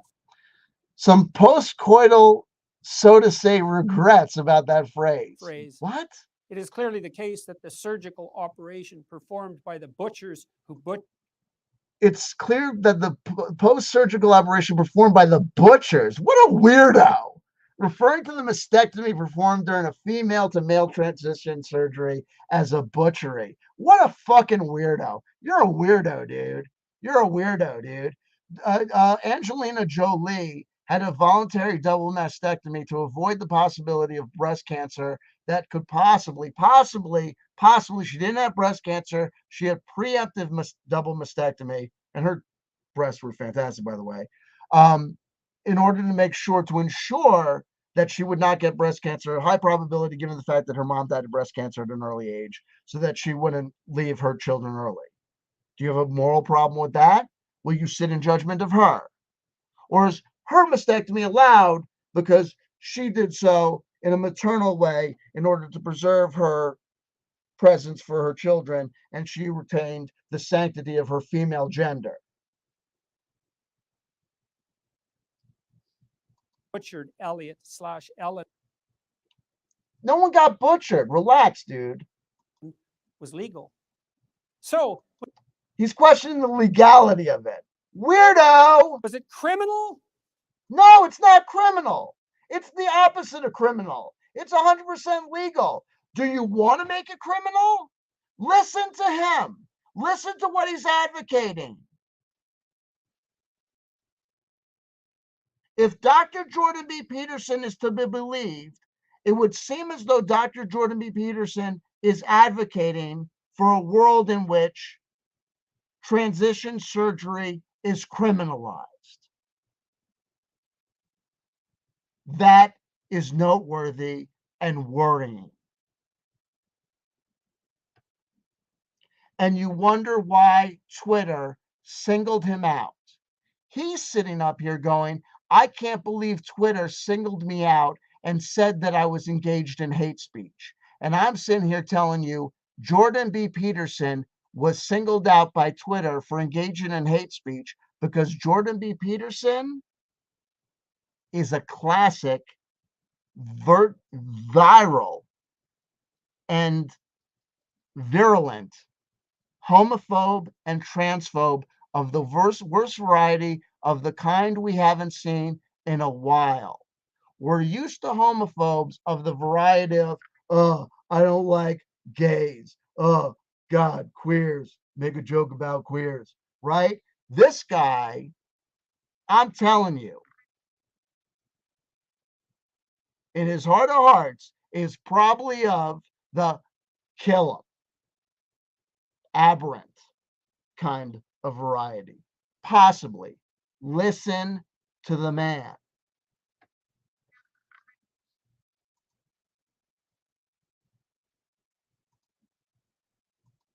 Or not? Were the operations undertaken by the fascist physicians who He's analogizing the surgeries to the physicians of the Nazis. carried out the Nazi medical experiments? He's likening transition surgeries to the surgeries performed by the Nazi medical experiments. The transition surgeries are being performed voluntarily upon people that are seeking these transition surgeries to improve their lives. The Nazis were experimenting on involuntary, okay, victims of the Holocaust. The Nazis had more in common with your ideology than the leftists that you're supposedly attacking. You are a horrible, horrible man, Dr. Peterson. Legal? You should burn in hell. You're a Yes. horrible, horrible person. Under the laws of the time. But were they criminal? I'll leave that question up to you to answer. We've answered it, no. But I can't wait to see what how your public stock goes. And further, perhaps it might be objected, what about the damage done by hypothetically leaving those confused about their identity to dwell in their confusion? Aren't we morally obliged to intervene? No one needs anyone to intervene. No, what do you mean? Are we morally obliged to intervene? You need do nothing. No one asked you to comment at Elliot. No one asked you to tweet at Elliot. No one asked you to get involved. You chose to get involved. And no one's asking anyone to get involved in the issue of transition. And I would say, no. That's your personal opinion. Guess what? Society has spoken elsewise. Why? Well, first, do no harm. Do no harm. Okay. Well, people that feel as though they were born in the wrong body and are seeking gender reassignment surgery feel as though they're experiencing psychological unease and duress by being in the wrong body. And they feel as though experiencing gender reassignment surgery will being, having their body more comport with who they feel their identity is will alleviate that psychological strain and suffering. I think I'm not, I'm not speaking from experience. That'll be better for them. As the Hippocratic Oath, remember so that. So by doing the mastectomy, they're not doing harm. They're doing not harm. They're alleviating the harm. Just like removing a disfiguring tumor is doing no harm. Not hard to figure out, Shmoo. That insists. And second, it has been a matter of historical consensus. Has it been? Wait till you get this thing. That sins of omission are less egregious than sins of commission. That is not a matter of historical record. Where is the consensus on that? There is no, this guy says shit that is taxicab philosophy. That is an unsupported, unscientific, unverifiable, ridiculous, out of your ass statement. Don't even need to say anything else about it. Just a bullshit statement. Thus, leaving. No thus. He just pulled it out of his ass. Benjamin Zavodnik, aka CW Chanter, is king of the world, and my dick is the power of the universe, and all the energy of life flows from it. I am the God of creation. You are all my subjects, and you all owe me your existence. I said it, and that makes it so. No, that's not how it works. Someone with gender dysphoria, no matter how warranted, and perhaps it is in a very tiny minority of truly unfortunate cases. Yeah, how would you know? You have no basis of understanding. You've performed no studies. You're just talking out of your ass to just be Dr. Jordan B. Peterson, super guy, awesome, Lion King, what? To suffer the consequences of the theoretical mismatch between soul and body. The theoretical mismatch between soul and body. What is the soul? You have no reason to talk about the soul. The theoretical mismatch between soul and body, there's no need to talk about the soul. People are talking about their identity, their feeling of ego, self.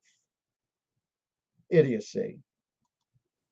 Is less of a risk ethically, personally, socially, and How would you can't assess these things. You're not the authority on these things. In fact, your community, your community has spoken and you are in the minority. You're an outlier. Philosophically, then the extremely active intervention that constitutes so-called gender confirming, What so-called? That's what it's called. another hated phrase. It's not a hated phrase. You think it's a hated phrase because you're a weirdo. Surgery. I might also point out that the trans surgery enterprise This is great. now a $300 million per annum growth industry. That's tiny. $300 million per annum growth industry is nothing. That means no one is getting involved in transition surgery for profit. $300 million per annum is nothing. You should see what doctors, like what growth industries and medical is. Trust me. You should see what growth industries and medical things are. He's saying that like it's supposed to be a big growth industry. That's fucking nothing. That means that the only people that are getting involved in transgender surgery, especially things like male to female, like genital reconstruction for male to for female to male reconstruct, like female to male genital reconstruction. Like the only people that are really looking at that are people that are like hyper dedicated to changing and transforming people's lives. The notion that people are getting involved in this to like make money is a fucking fantasy.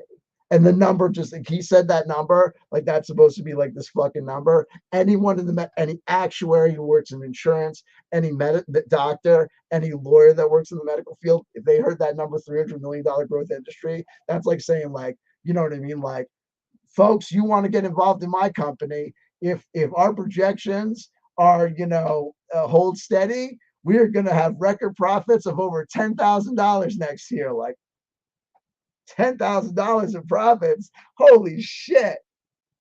I'll be able to pay no one. Rate of projected expansion, 15% per year. 15% per year?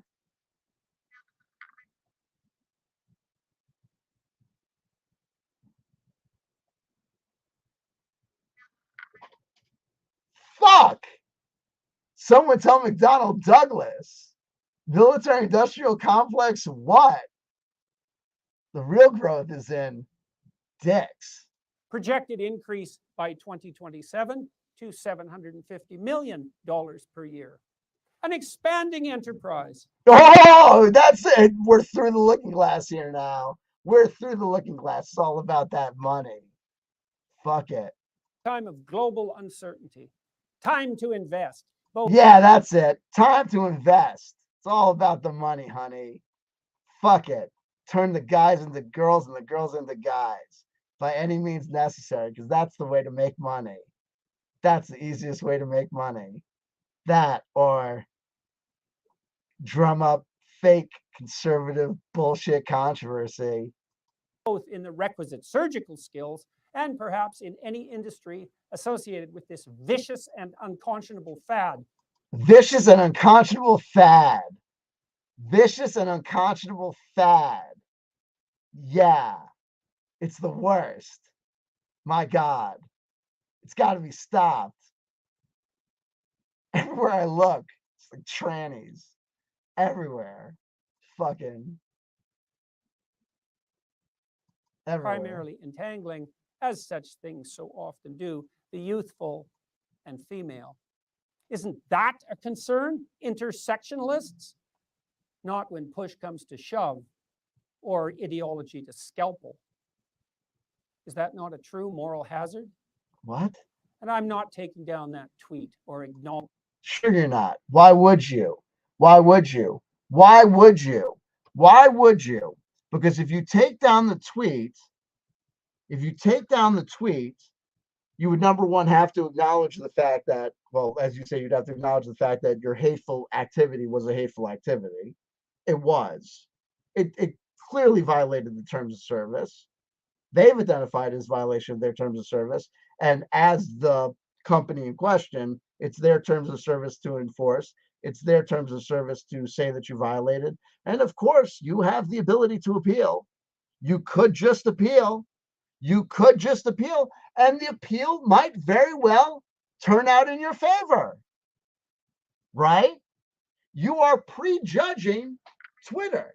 You're making all these complaints about Twitter, but you have not even filed the appeal. So all of this is grandstanding. All of this is grandstanding and hectoring when it's completely unnecessary because you could just appeal. What could have just been a pro forma action by the by the Twitter algorithm that could just be rectified by just filing the appeal. But why do that?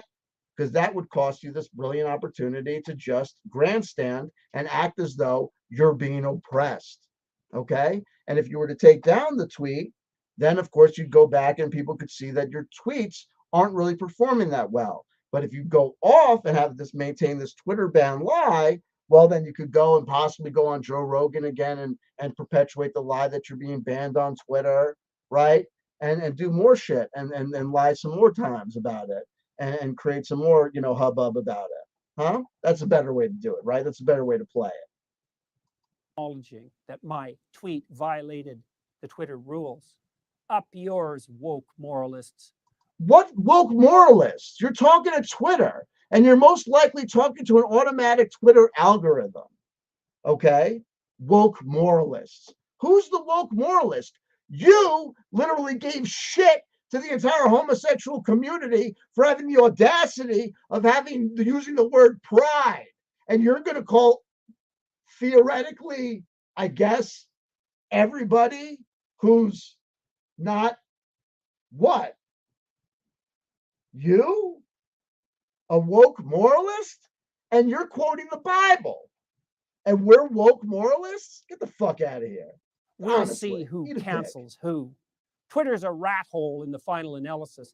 Twitter's not a rat hole. You're a rat hole. I like Twitter more and more now that they're getting rid of jackasses like you hateful curmudgeon, you homophobe, transphobic douche. You're a bad guy. You're a real bad guy. You know what I mean? At a certain point, like that guy that discovered DNA and then turned out to be a racist crackpot weirdo. At a certain point, I don't give a fuck that you helped discover DNA. Doesn't mean you're not a power schmuck who turned out to be a lunatic at the end. You turn out to be a lunatic at the end, walk you out the back door. Hey, thanks for your contributions to science. Meanwhile, we're helping you shut the fuck up because you're a lunatic.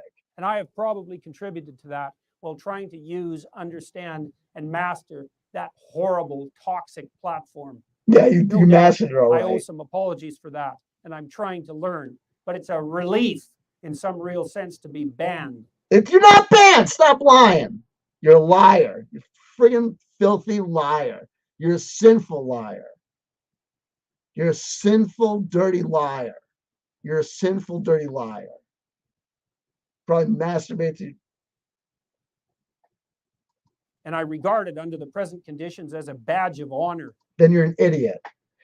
Homosexuals shouldn't have pride in the fact that they can finally come out of the closet and maintain their identity in public and strive to be out and visible and live their lives. But you're going to take it as a badge of honor that you were identified as a hate monger online. Then, happy birthday to you, Dr. Jordan P. Freak Show. Now on the Daily Wire, home of the other great white meat, Ben Shapiro, who's totally not gay. Totally not gay. Ben Shapiro, totally not gay, totally doesn't work out all the time because he totally doesn't fantasize about having sex with me all the time. Noted non-homosexual Ben Shapiro doesn't dream of having sex with Crowder and me all the time. And Steven Crowder is another famous actor who enjoys dressing up as a woman, not because he's gay, but because he is all man baby. Sorry. Lovely, lovely video. So that was the craziest Dr. Jordan B. Peterson video I've ever seen.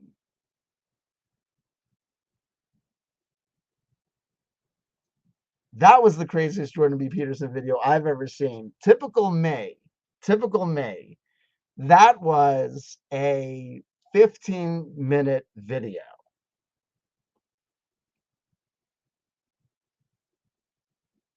That was a 15-minute video by Dr. Jordan B. Peterson using classic CW chanter math that should have taken me 30 minutes to get through.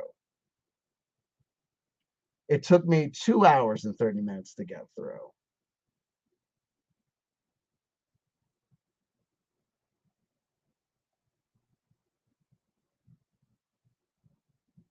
So there's that. So there's that. So, yeah, so there's that. So I'm not going to worry about trying to do any sort of like, post analysis. No, Spooky. Look, this is brilliant. Spooky says, scene with action figures. Jordan B. Peterson meets Elliot Page. They process things the way that it should have gone. Absolutely. And I would love to do that. But now here's the thing. I'll throw this out there, Spooky, because you'll get this.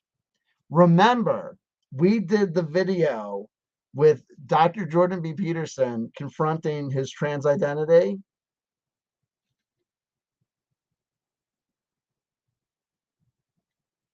What was the timing of that tweet that got him in trouble?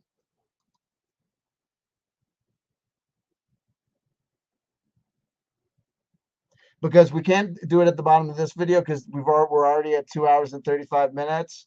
So I'm spent for today. This is today's video. But what we can do is we can, obviously, there's a lot of thoughts that I think will probably be brought up by this video. We'll table discussion. We'll table discussion and we'll be able to do that. But we'll pull a card for today's video. And we've got from the Osho Zen Tarot that I have out. We have the 5 of rainbows. This is the equivalent to the 5 of 5 of like pentacles or 5 of discs. Rainbows is the equivalent of discs. So 5 is like the number of man. Whenever man or woman or humankind. Well, it's funny that we should talk about it in this context of this video. So so it's interesting. So we get the outsider. So like, so in let me do this.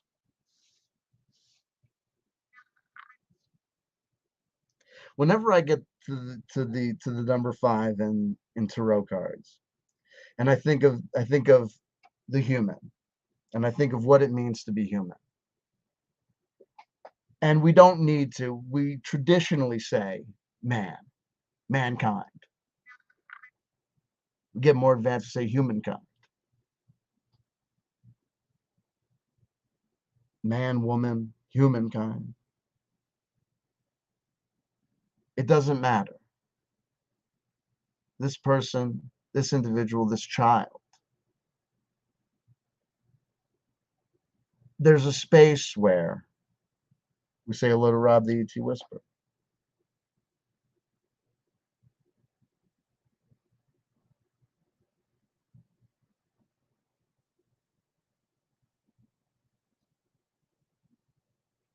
There's a space where we can be dealt with and where we can deal with ourselves, where gender doesn't even need to come into it.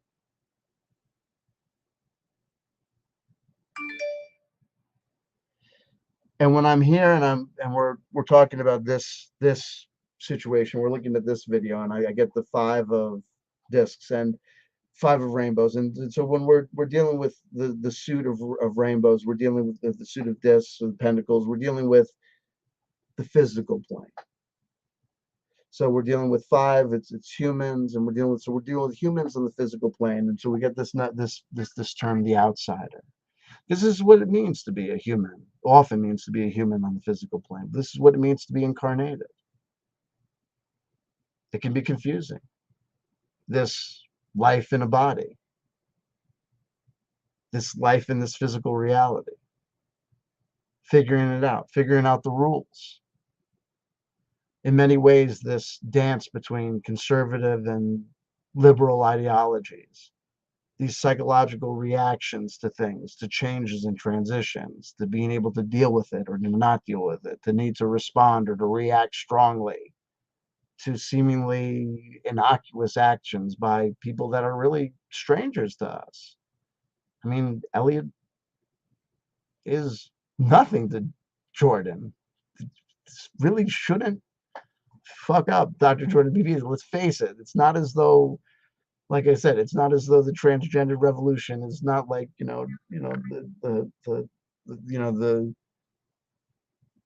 trans people are not, coming through the walls, coming to get Dr. Peterson. This is not, it's reactionary. But we can ask ourselves, to what degree can we see this reaction and say, if the reaction is not comporting to the reality, then what must it be about? Because it must be about something else.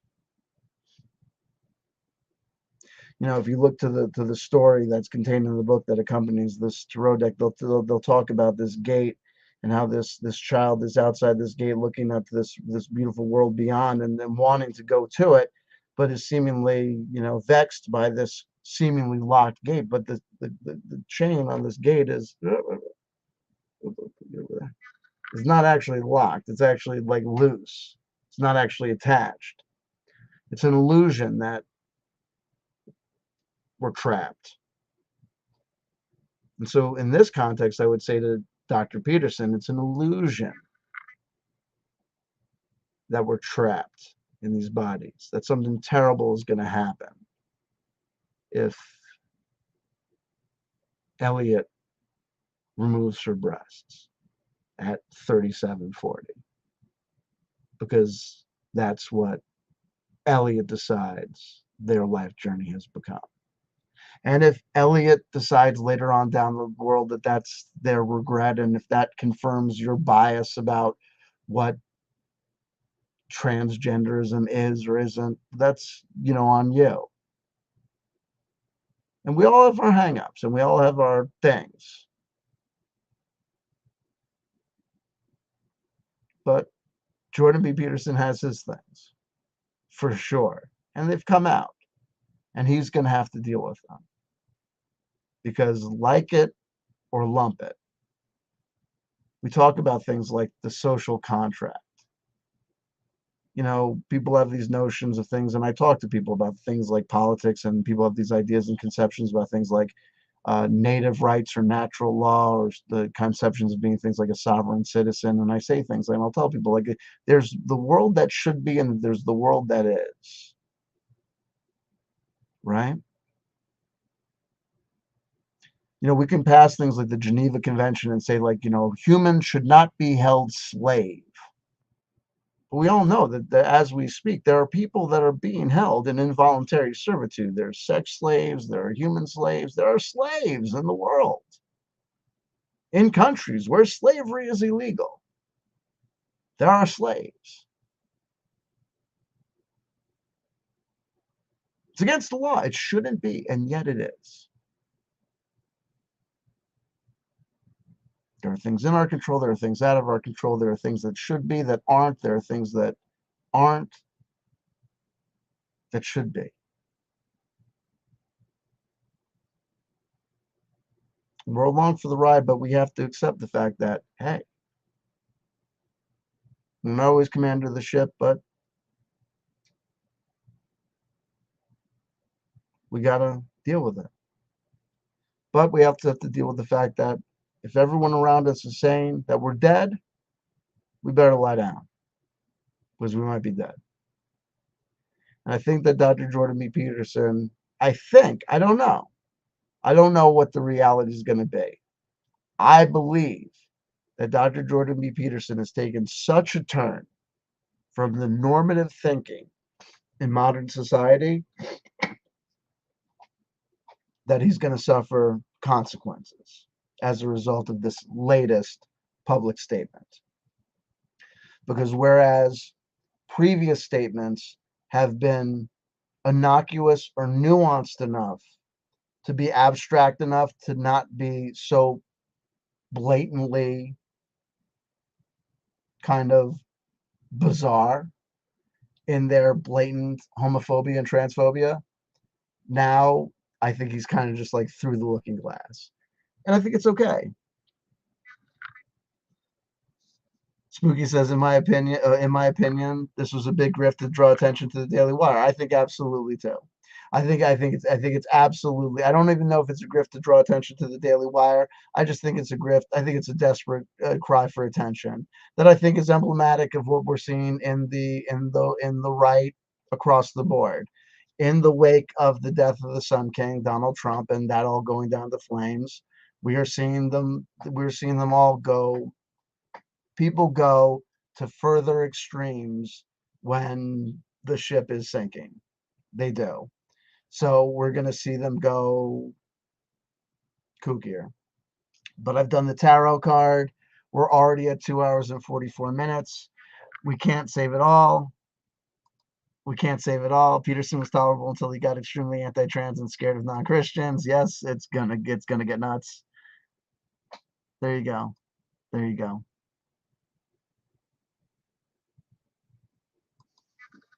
Spooky CW probably doesn't like that the actress he had the hots for now is more masculine than him. I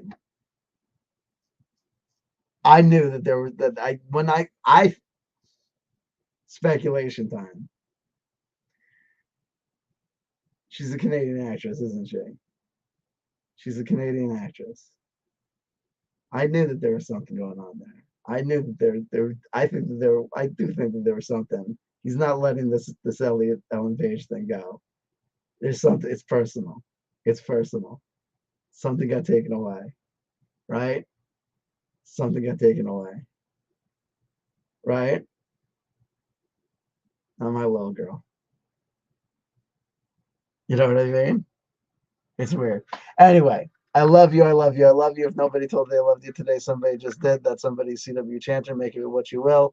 Tell everybody if you want this kind of this older school style. We're gonna try and do this over here on this other channel to try and build this other channel up. See if we can get it monetizable, right? But then if I do that, then it'll be with this content that makes it unmonetized. Hey, we can't win.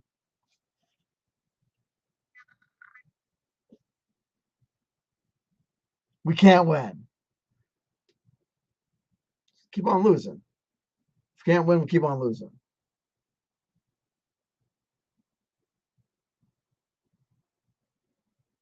I also apologize. I'll apologize like this. Let me apologize here too.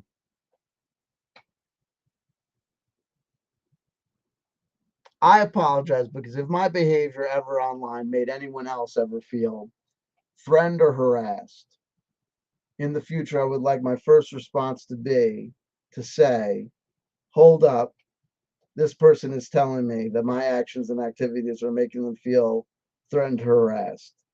Let my response, my first response, not to be thinking of myself and how I feel threatened by that accusation of harassment or stalking or whatever.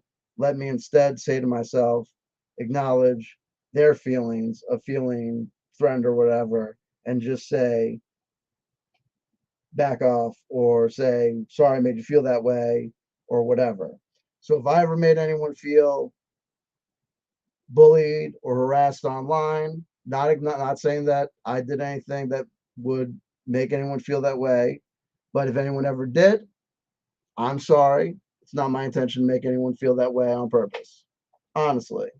So in the future, if anyone ever tells me that, I should hope that I would remind myself to think first, hey, if someone's telling me they feel that way, to not say first, oh, whether or not to judge whether or not their reaction or response is appropriate, organic, honest, or whatever, but to just say, okay, well, look, we don't want anyone to feel that way, so just back off and say, sorry, you feel that way, didn't mean to make you feel that way.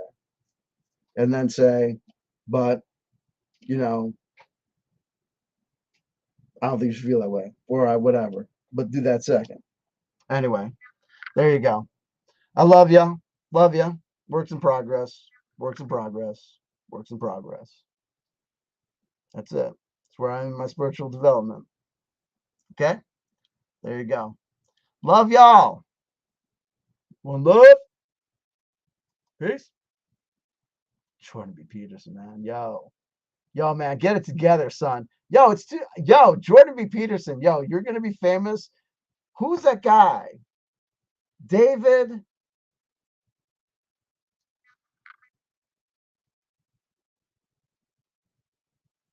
not Banner. The guy whose name I can't remember. David.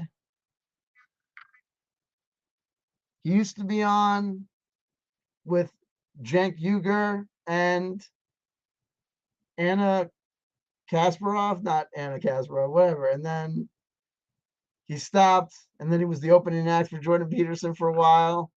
He's the gay guy over at the Blaze. Not Milo Yiannopoulos. Not David Schwimmer. Not Michael York. Not Peter York.